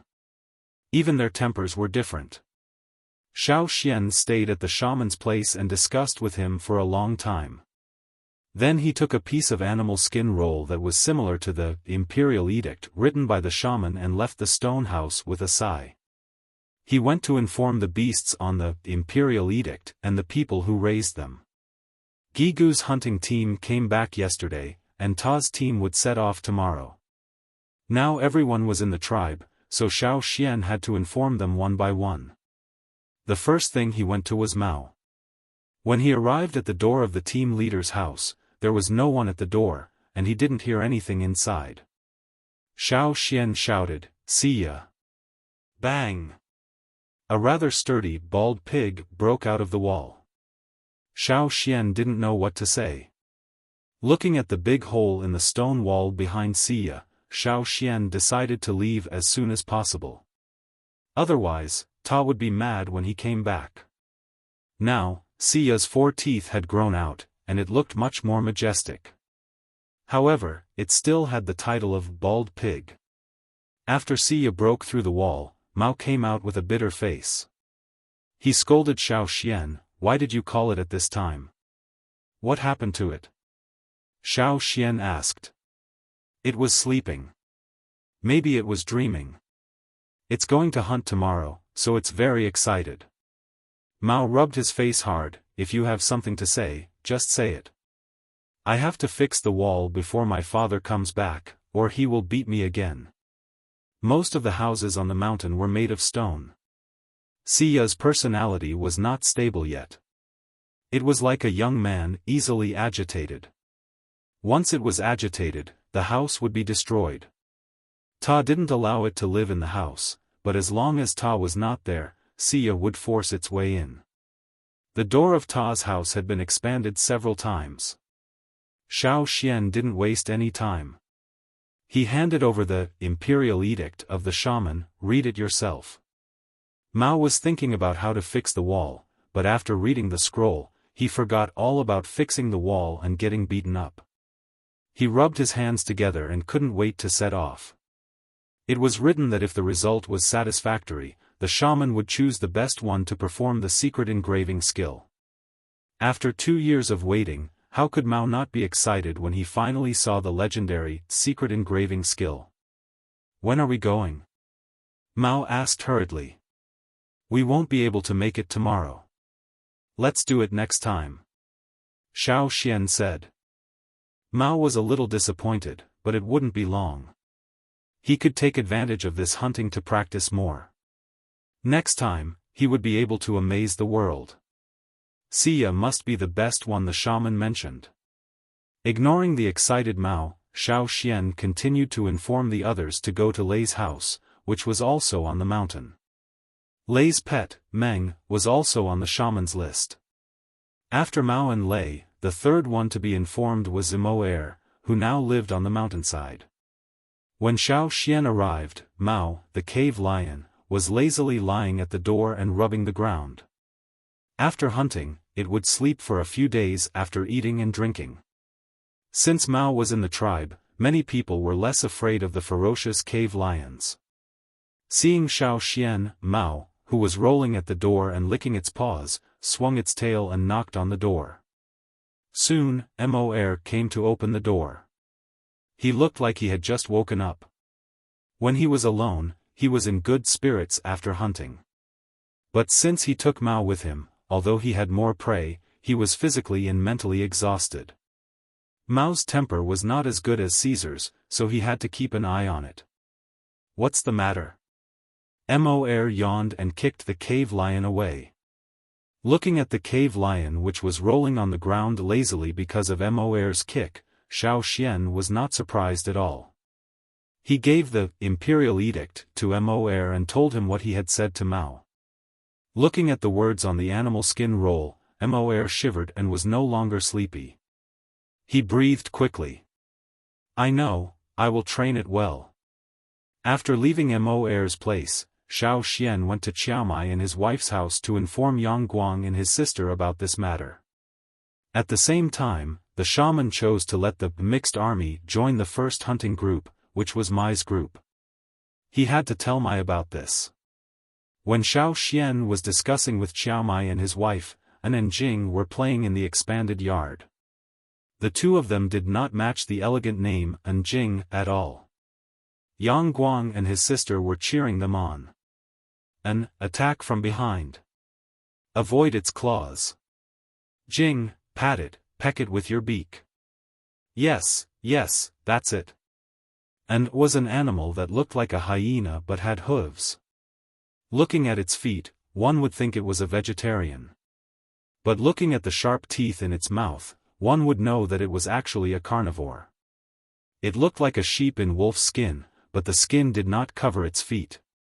Beneath this peaceful name was actually a ferocious beast. As for Jing, Xiaofan admired this kind of bird that used its head as a hoe. With that kind of head, when it ran and bumped into the prey, it would shake its head as if it had hit the prey with a brick. Sometimes it would kill the prey with a peck. It was totally different from Cha-Cha. After notifying them one by one, Xiaofan went home to pack up the tools for tomorrow's departure. Since the end of last year, Xiaofan had taken Cha-Cha out for hunting. And Cha-Cha did not disappoint. It performed well and did not make any trouble. At most, it caught a baby deer from the herd without permission. Later, when the giant horns in the herd saw the figure in the sky, they all became alert. The first time, Cha-Cha succeeded because of their carelessness. Later, when they became alert, it was difficult for Cha-Cha to succeed again. More than 20 days later, Ta took the hunting team out and returned. Then, Gigu's team also took turns to set out. But this time, Mo and Lei stayed in the tribe to train with Xiaofan, Mao, and Yang Guang and his sister.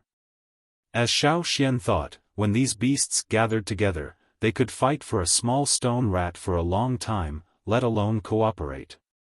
Fortunately, Caesar, as a ferocious beast, was here. As soon as he saw them fighting fiercely, he went to mediate. During this period, the people in the tribe often heard the roars of beasts coming from the training ground. At first, they were nervous, but soon, they got used to it. They could tell which beast was roaring. Although these beasts did not get along well at the beginning, it was still humans who played an important role in it. Because of human factors and Caesar's violent suppression, these beasts finally stopped fighting after 5 days. 10 days later, these beasts learned the preliminary cooperation. 15 days later, their cooperation was further improved. 20 days later, they could barely satisfy Xiaofan. The shaman did not expect these beasts to cooperate well. After all, they might still hunt separately in the future. This time, it was just a way to test their temperament again. As long as they obeyed all the orders and returned safely, the shaman would definitely mark them immediately. So, on the day of departure, as long as the tribe was not on patrol, they all gathered on both sides of the path of glory to watch the team. In the team, the conspicuous beasts became the focus of everyone's discussion. Mai felt a lot of pressure. A few years ago, they would guard against the beasts when hunting, but now they were standing in their own team. Lang Jie touched his neck uncomfortably. Behind him was Guang's forest raccoons. He was afraid that the forest raccoons would peck him. His fragile neck could not withstand a peck from the forest raccoons. The shaman stood on the top of the mountain, looking at the hunting team going down. He bowed to the fire pit, praying for the ancestors' blessing and that each beast could come back safely. There were at least hundreds of cubs in the first batch, but today, only a few of them were left. How difficult it was.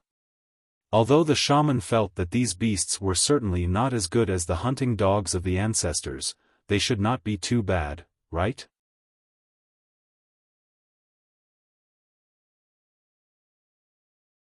Chapter 135.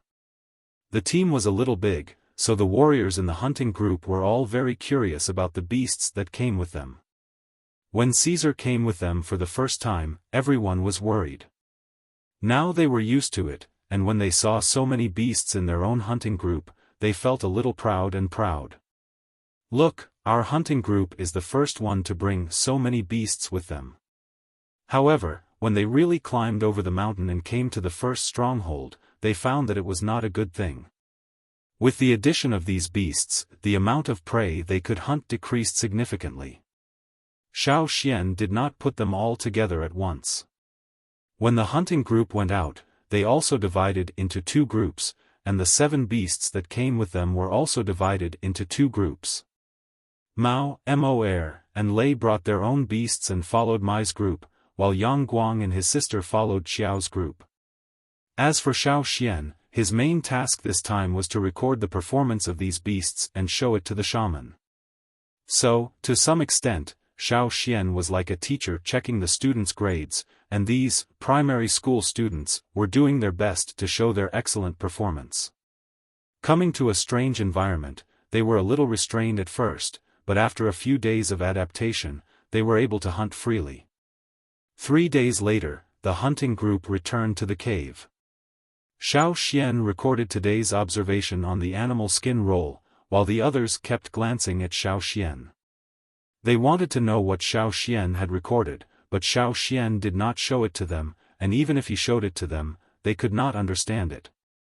Since they could not see the record, they could only test it with words.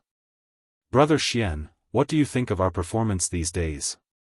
Yang Guang and his sister were sent to inquire. Not bad. Xiaofan did not raise his head, and continued to write symbols that the others could not understand on the animal skin roll. What did "not bad" mean? Was he satisfied or not? They exchanged glances, and then Lei, the oldest among them, said, I think we can challenge something more difficult. Every day, he would catch those metabao beasts, giant tapirs, and giant antlered deer. According to the point of view of most warriors in the tribe, the difficulty of hunting and one's strength could not be reflected without some serious injuries. Since he was going to show the results to the shaman, he had to show them something even better. So what if he was injured? What do you want to do? You want to challenge the giant horn in the giant antler deer herd? Mao said sarcastically. Ray shook his head. There are too many giant horns. It's too difficult. I heard there's a new thorn black wind in one of the pools. She only came out at night. Then what do you want to hunt? Horned rhinoceros. There's more. Yang Guang and his sister joined in the discussion. There's a giant bear at the asphalt pit. They were arguing over who to challenge next. The argument in the cave gave Xiaofan a headache. He waved his hand and said to those who were arguing, Stop arguing. Let me be alone. The cave quieted down for a while. But soon, Xiaofan felt something was wrong. He looked up and saw a giant bird's beak. Xiaofan was speechless. He pushed the big-headed bird aside. I'm not talking about you. Go play somewhere else. According to the observation of these days, Xiaofan analyzed the advantages and disadvantages of these beasts. Xiaofan also heard their discussion. If you really want to challenge something more difficult, you can try that giant bear. But you have to plan well. Only those who can go back alive will have hope. Those who die here will have nothing. Xiaofan still had to remind them. Otherwise, if these people were too hot-blooded and overestimated themselves, he would not be able to explain it to the shaman when he went back. If they wanted to challenge something more difficult, they had to work together. One or two of them could not defeat the giant bear. After all, the giant bear was a ferocious beast. The two beasts raised by Yang Guang and his sister played together since they were young. When they grew older, they fought each other at home. When they came out, they worked together to fight against the outside world. They formed a tacit understanding between them. At the same time, they also learned self-protection. For example, before they left the tribe, Guang's forest raccoons learned not to chase its prey from the front, but from the side, because it was easy to be trampled from the back. Yang's forest raccoons also learned to dodge attacks more flexibly. This was the main reason why these two beasts were more successful than the other ones. Their cooperation in the past few days was obvious to all. 2 days later, they went out together and went to the asphalt pit. For their sake, Xiaomai and his wife did not bring anyone to hunt. They hid in the surroundings, in case of accidents, and went out to help. Xiaoxian asked Caesar to help them and act according to the situation. "Xian, you're not going to help?" Lang Jie asked Xiaoxian, who was hiding in another tree. "No, they have to rely on themselves," Xiaoxian said. This was also the shaman's idea, but he needed Xiaoxian to keep an eye on them. When necessary, he and Caesar would help them together. Thinking of the conversation with the shaman that day, Xiaoxian sighed in a low voice, "The old faker is squeezing me dry." "What?" Lang Jie was nervously paying attention to the other side, so he did not hear what Xiaoxian said. "No, I said they did well today." When Xiaoxian and Lang Jie were talking, Cha-Cha in the sky had already shouted, which meant that the other side had begun to act. When they could not beat the other side in terms of force, they had to outsmart it. According to their strategy, they first irritated the giant bear, then led it to the asphalt pit, and then knocked it down. Xiaoxian could not see the situation in the forest from where he was, but there were people like Mai around the place where the giant bear was active. If something happened, they would naturally blow the whistle. After a while, Xiaoxian heard a loud roar, and felt that the forest next to him shook several times. Soon, the sound of footsteps on the ground was also heard. Although it was heavy, it was also very fast. If one did not listen carefully, it was almost impossible to distinguish the sound of each step. In such loud and fast footsteps, there were also many other footsteps, such as the sound of hooves. Whoosh! A silhouette shot out. It was Ah Yang's pet. Following it was Forest Rakos and Lays Meng. After the three rushed out of the forest, they ran in 3 directions. The giant bear, which almost caught up with the prey, paused at that moment, and then chased after Forest Rakos. Unfortunately, it was still 1 step behind. The big feet of Forest Rakos were not slow. It ran into one of the thin aisles in the asphalt belt like the wind. After running in, Forest Rakos vigorously moved its jaws. Its big mouth was hollow, so when it smacked its mouth, it would make a banging sound. Every time it was emotional, it would make such a sound. At this moment, even people who did not know Forest Rakos could feel the ridicule in it, not to mention the giant bear facing it. The giant bear walked around the edge of the asphalt pit, roaring at the few people inside. Every time it chased a person or beast, it would run into the pit. This made it very angry, but there was nothing it could do. It could only walk around the edge to demonstrate its power.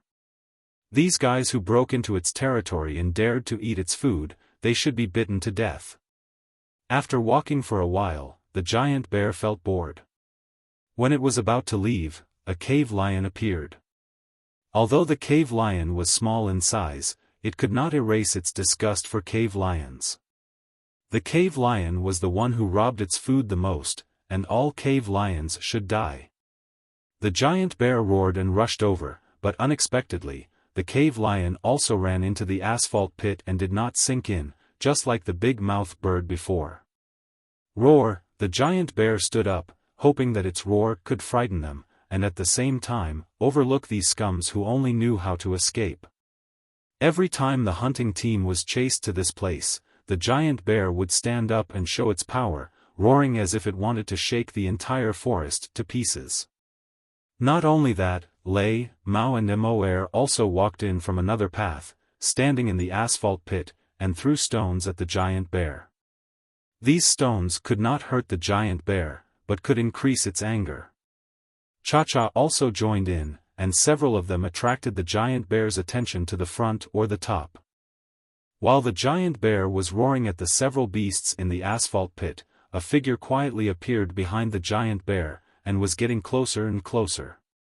When it was close to a certain distance, it suddenly accelerated and rushed to the giant bear. The angry giant bear did not expect that there would be such a brave one behind it.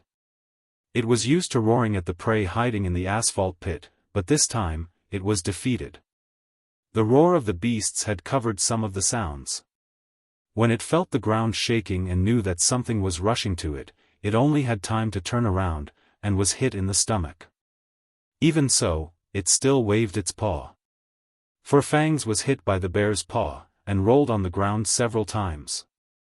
When the giant bear focused on Four Fangs and tried to stabilize its balance, a gray figure flashed by. It was hit again. This time, it was close to its chest, and the strength was stronger than before. Roar! Another roar rang out. This time, it was filled with unease and fear. It knew where it fell, and what would happen to the beasts and ferocious beasts in the forest if they entered here. Bang! The giant figure fell into the asphalt pit, splashing a lot of sticky asphalt. Seeing the giant bear fall into the asphalt pit, everyone breathed a sigh of relief. Mao ran out to check Four Fangs' physical condition. Four Fangs was hit by the bear's paw, and there were several deep claw marks on its body. But for Four Fangs with rough skin and thick flesh, this injury was not too serious. It's not a big deal, just go back and rest. The claw marks are not deep. Mai looked and said. Four Fangs was still a little dizzy, lying on the ground and groaning. As the strongest among the beasts, it had never been hit like this in its life. Seeing that they were not seriously injured, and then looking at the giant bear that fell into the asphalt pit, everyone was still frightened. Fortunately, Caesar had patched it later, or the giant bear might not have been hit into the asphalt pit, and Four Fangs might have been killed by the giant bear's claws. They took the straw rope, and if Four Fangs accidentally fell into the asphalt pit, they would use the straw rope to save it. But unexpectedly, the giant bear seemed to be heavy, but its reaction was much more flexible than they thought. This made them understand that sometimes, the plan was only the ideal state, and anything unexpected could happen. Be more cautious when making plans in the future. Xiaofan said. Yes. They all agreed. Seeing the giant bear gradually sinking, Mai asked everyone to leave, because it was useless to stay here.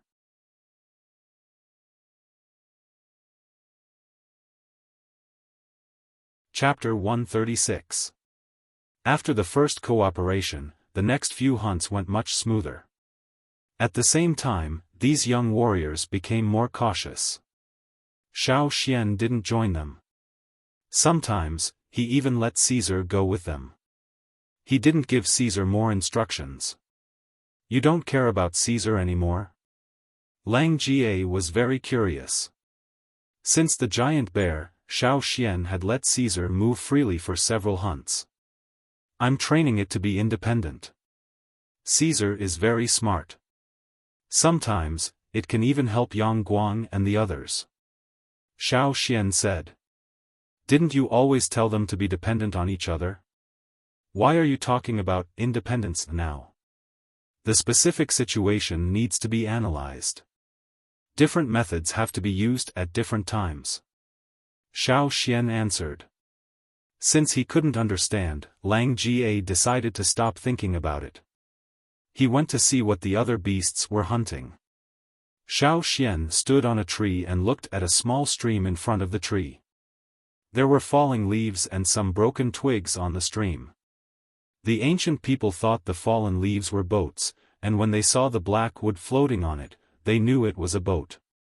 In fact, a boat was not as hard to make as Xiao Xian thought. A tree was enough. In the forest, there were many thick trees. A section of the tree trunk could be made into a canoe. However, the material of the tree still needed to be checked. The appearance of these beasts in the forest didn't attract the attention of the high-level ferocious beasts in their own territories. For them, these were just a few small beasts. They didn't care about them. Mai led the hunting team and these beasts from the first stronghold to the third. Although there were many small troubles along the way, the overall journey was quite smooth. For the members of the hunting group, this was also a novel hunting trip. Jiao, an eagle's cry came from the sky. Xiao Xian looked up. Cha-Cha wanted to fly to another place. When they arrived at the hunting ground of the third stronghold, 2/3 of the hunting time had passed. The hunting team wouldn't go far. Moreover, if they went further, they wouldn't be familiar with the terrain and species composition. Therefore, under normal circumstances, they would stay here for a few days, and then turn around and go back. However, Cha-Cha seemed to want to keep flying forward. If it weren't for Xiao Xian, it would have flown away long ago. In the sky, Cha-Cha had already told Xiao Xian with its unique flight path that it wanted to go there. Cha-Cha showed its strong desire to go in that direction when it came to the third stronghold. Uncle Mai, do you know where it is? Xiao Xian asked, pointing at the direction Cha-Cha wanted to fly to. Mai thought for a while and shook his head. I think I heard the old warriors mention it a long time ago. I can't remember. I only know that it's not a place we can go. I think it's called, the Severing Land. Cha-Cha Land? Yes. Mai answered vaguely. He really couldn't remember. But when he was young, he heard other old warriors talking about it, saying that they couldn't go there. Since the ancestors stopped here and didn't go further, they must have their reasons. Out of their complete trust in their ancestors, every leader of the hunting group would not go any further after they arrived at this place. Even if they wanted to expand, they wouldn't go in that direction. Don't go there. Mai stared at Xiao Xian. He needed Xiao Xian's promise. After a pause, Xiao Xian nodded, okay, I know. I won't go there. Mai finally smiled when he heard Xiao Xian's promise. He looked at the sky and waved to Xiao Xian, time to go back. Xiao Xian whistled, and then made a gesture to Cha-Cha in the sky. Jiao, Cha-Cha screamed unwillingly. It flew around the same place for a few more times, and then followed Xiao Xian back to the cave of the third stronghold. Because of its bad mood, it fought with an unknown bird on the way back. Unfortunately, the bird was more skillful. It only suffered a few scratches from Cha-Cha, while Cha-Cha was not only injured, but also bald. Mai felt even worse. Xiao Xian comforted it while applying medicine to Cha-Cha. When we go back, I'll ask the shaman what's over there. If it's okay, I'll take you there. As the return day was approaching, the hunters began to feel anxious. Although they felt that their beasts did a good job this time, they didn't fight, didn't cause any trouble to the hunting team, and even helped them to hunt a lot of prey. However, in the end, the only thing that was presented to the shaman was the animal skin roll in Xiao Xian's hand. Especially Lei, he had a conflict with Xiao Xian before, so he was worried that Xiao Xian would hold a grudge against him. Thinking of what other people did when he was angry, Lei dragged out a ferocious beast. This ferocious beast's level was not high, but it was the only ferocious beast that he and Meng had caught. In Meng's current situation, he could only catch wild beasts by himself. Xiaofan looked at the prey in front of him and didn't know what to say for a long time. Was this blatant bribery? He had a lot of thoughts. Not only Lei, but the others also dragged their prey to Xiaofan when they saw what Lei did. Guang's forest rakos walked to Xiaofan, shook its neck twice, and then lowered its head and spat out a piece of undigested bone in front of Xiaofan. Xiaofan, seeing that Xiaofan's expression was not very good, Yang Guang and his sister hurried to pull the forest rakos away. Xiaofan didn't record these bribes in the animal skin roll, but when he returned to the tribe and reported to the shaman, he said that these beasts were the reward for this trip. The shaman didn't care about this. He took the animal skin roll handed to him by Xiaofan and studied it for 3 days. Lei, Mao, Yang Guang and his sister didn't know that Xiaofan also recorded some pictures in the form of Wu roll when he was recording. And these pictures were the scenes of these beasts hunting prey with their unique hunting methods. The advantages and disadvantages, as well as the temperament of these beasts, could be clearly seen from the recorded words and the shaman's drawings. Xiaofan didn't need to say much. After the first time, the shaman didn't make a decision immediately. Later, the shaman arranged several times to let these beasts stay in the same hunting group, but they didn't stay in Mai's hunting group, but changed their hunting routes one by one. Xiaofan also followed the shaman's instructions one by one.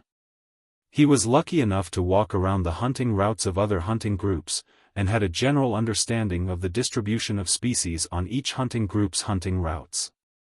After each hunting trip, Xiaofan also drew a more specific map. On this map, roughly where there were wild beasts, ferocious beasts, where there were more herbs, where there were huge trees, etc., were all marked. Xiaofan didn't tell anyone except the shaman, even old Ke didn't know. Several times when Xiaofan went to other hunting groups, he took Caesar and Cha-Cha with him. After following the hunting routes of other hunting groups to the third location, Cha-Cha showed a strong yearning for a certain direction again, and wanted to fly in that direction. But for the other times, it didn't do so. Xiaofan asked the shaman why this happened, but the shaman didn't give a definite answer. He said that he would read the Wu roll records left by his ancestors to see if there were any detailed records. Before the situation was clear, Xiaofan wouldn't take Cha-Cha to that place easily. Who knew what would be there? Could they come back safely? Because the shaman had talked with Lei and Mao, who had raised wild beasts, they tried their best to hunt as much food as possible before the winter. This winter, the shaman engraved the beasts one by one, except for Caesar and Cha-Cha. During the engraving process, the shaman called Xiaofan over, and planned to let Xiaofan do it if he couldn't hold on. Guizhe, as the next shaman, was also called over to watch. The engraving site was right next to the fire pit. In order to ensure enough spiritual power during the engraving process, Xiaofan was responsible for throwing fire crystals into the fire pit. It was snowing heavily, but there was no snowflake around, not even a drop of melted rain. Compared to other places on the mountain, the fire pit next to the fire pit was like a big heater. Xiaofan threw a fire crystal into the fire pit, and watched the red energy floating towards the shaman and himself. As for Guizhe, she hadn't awakened, so she couldn't absorb the energy of the fire crystal. "Let's start," the shaman said. The first one to be brought over was Lei's beast named Meng. The people who brought Meng left quickly, and Lei couldn't stay here, so they waited in another stone house. At the top of the mountain, there were only the shaman, Xiaofan, and Guizhe by the fire pit. The shaman sat on the animal skin blanket, looking at the wild beast that was a little taller than him, and reached out his hand. The familiar two-horned flame totem appeared in the shaman's palm, and the blue totem gradually took shape, but it took longer than Xiaofan. When the totem was completely formed, the shaman was sweating profusely. Fortunately, the energy of the fire crystal could be replenished quickly. This time, the shaman didn't have to guard against the surrounding dangers like Xiaofan did that night. He was very safe here. The process was similar to what Xiaofan did, but after the totem was formed, it took longer to imprint it. Fortunately, the totem didn't disperse when the last bit was imprinted, and this step was completed. At the moment when the totem was completed, the shaman was exhausted and fell down. If Xiaofan didn't react quickly and caught him, the shaman would have fallen directly on the stone beside the fire pit. After the first totem, the shaman found that he could only hold on to one totem. It would take a longer time to imprint all 7 beasts. After one totem, he had to rest for a few days before he could imprint the next one. When the last totem was imprinted, almost half of the winter had passed. According to the ancient scroll, the success rate of imprinting the accompanying hunting dogs was only half. The shaman was prepared, but he didn't expect that all 7 beasts would be successfully imprinted.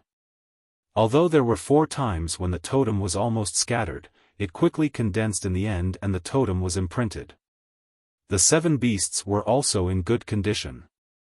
In one winter, the 7 beasts imprinted by the shaman all grew up. However, they didn't change as much as Caesar did. Just like what was recorded in the animal skin scroll passed down by the ancestors, after the totem was imprinted, it was a gradual process that was relatively slow. At the same time, compared to the 7 beasts who were getting better and better, Cha-Cha was listless all day long. For Cha-Cha, who was usually full of energy, this was a very rare situation. Was it because it was the only exception among the 9 beasts in the tribe? However, the shaman said that Cha-Cha couldn't imprint. It wasn't that he didn't want to, but that he couldn't. Xiaofan tried once, but he couldn't do it. The shaman also said that Cha-Cha was a real giant mountain eagle, and giant mountain eagles had their own beliefs.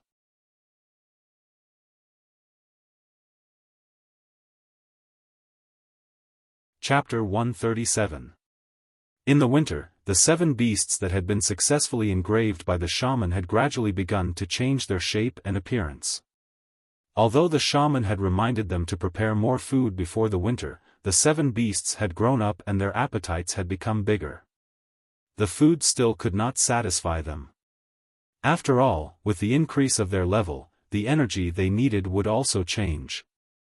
It was just like the intermediate and senior totem warriors were not interested in the meat of ordinary beasts, because the meat could not satisfy their hunger.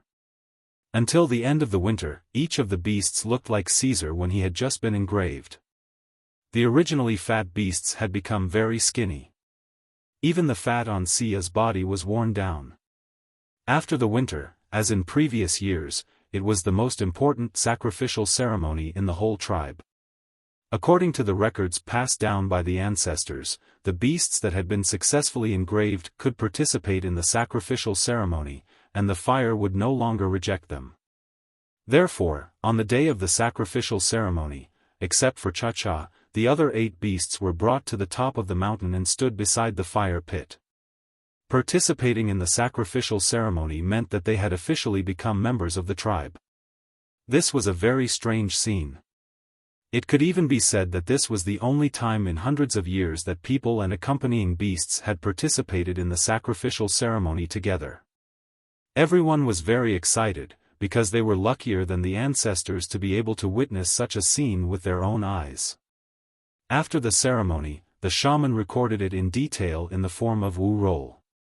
This was also one of his great achievements since he became the shaman. It was something that could be passed down from generation to generation. It was worth remembering. In contrast, Cha-Cha, who was left at home and needed to avoid the fire of the fire, looked more bleak. Although its appetite was not reduced, its spirit was not as good as before. After the sacrificial ceremony, the coldness of winter gradually disappeared. From the top of the mountain to the bottom of the mountain, it became lively.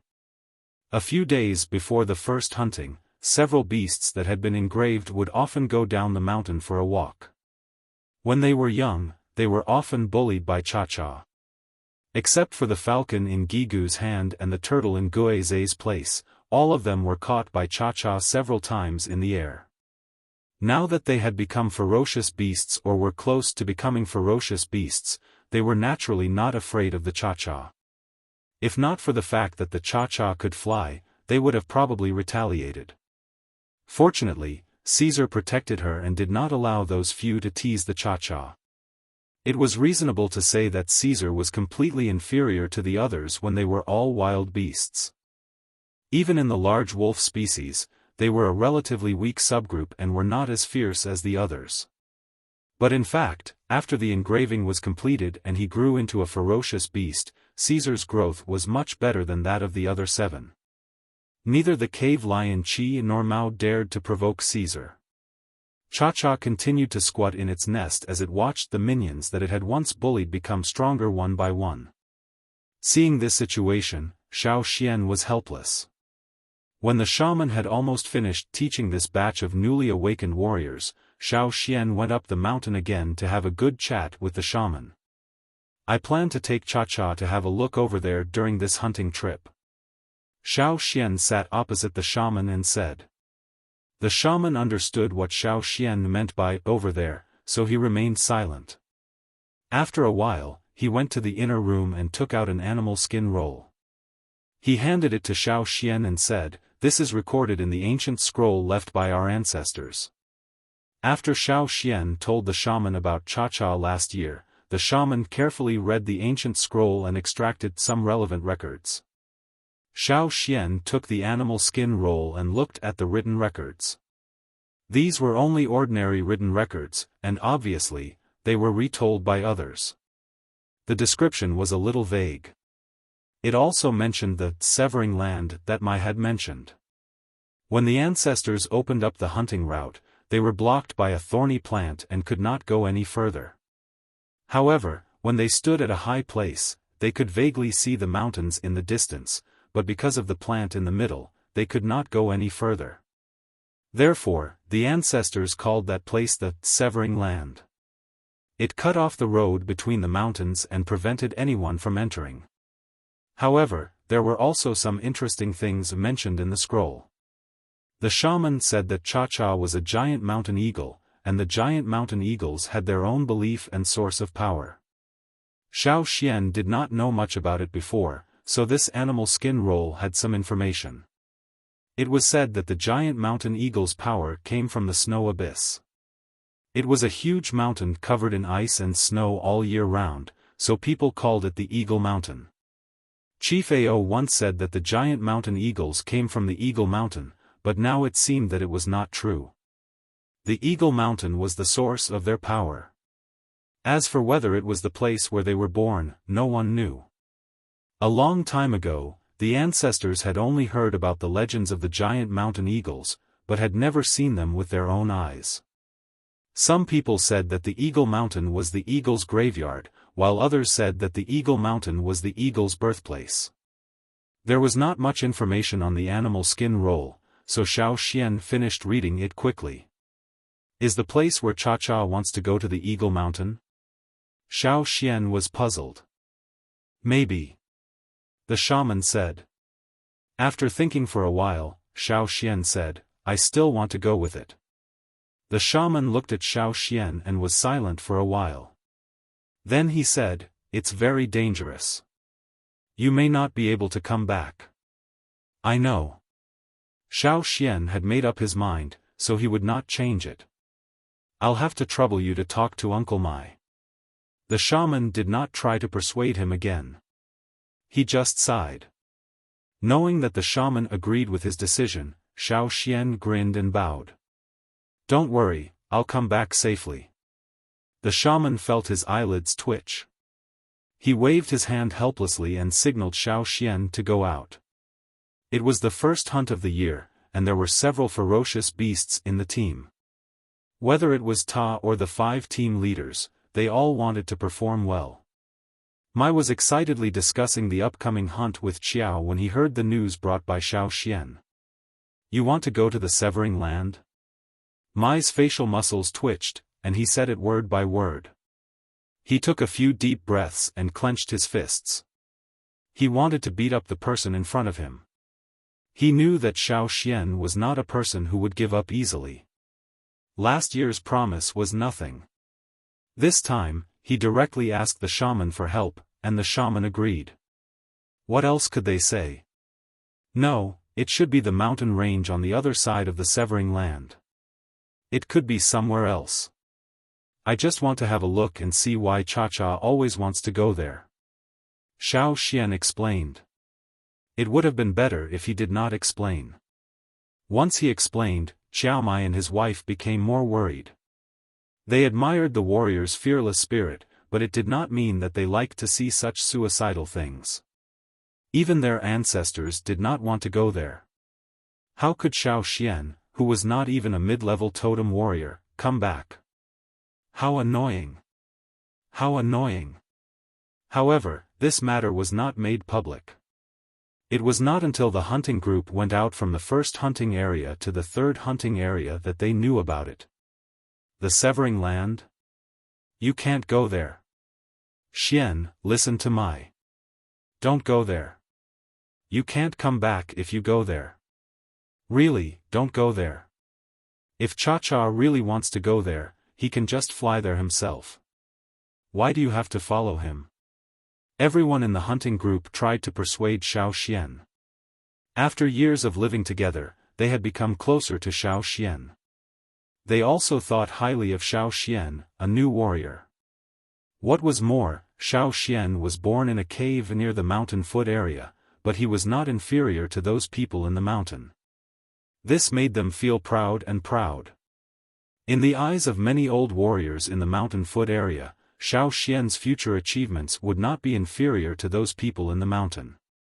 In the future, he might even live in the mountain. Many of them often used Xiaofan to encourage their children. For example, Sai's father. Every time he saw that Sai was not doing well, he would use Xiaofan to criticize him. So, until now, Sai had never looked at Xiaofan in a good way. But now, Xiaofan wanted to go to the place that even their ancestors did not want to go. Wasn't he looking for death? Unfortunately, persuasion was useless. How could the shaman agree? No one could understand.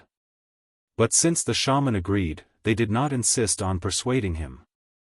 Mai called Xiaofan alone to talk, and gave some good stone spearheads to Xiaofan. Uncle Mai, if I still don't come back in 6 days, don't wait for me. Xiaofan said. Mai wanted to say something, but stopped. In the end, he nodded. Xiaofan did not plan to take Caesar with him this time. He told old Ku about this matter. If he could come back, it would be fine. If not, old Ku still had Caesar to accompany him.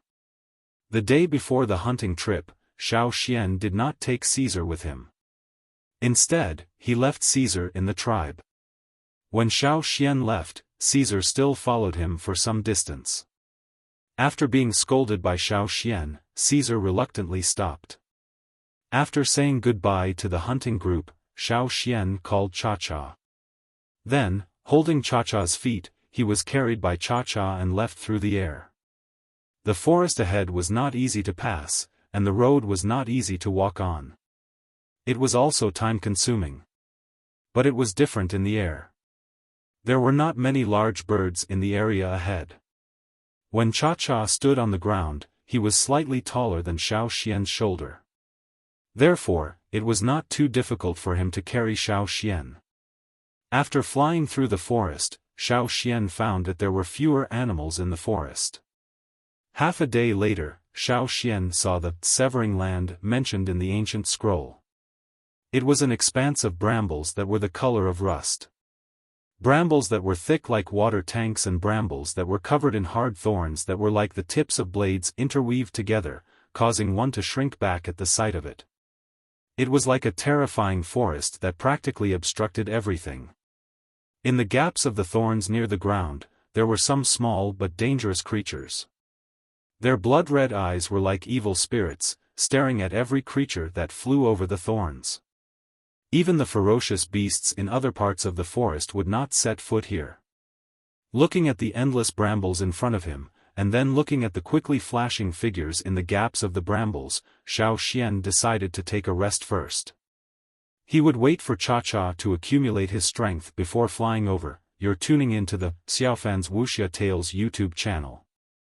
Don't forget to subscribe and join us on this journey to catch the most captivating stories.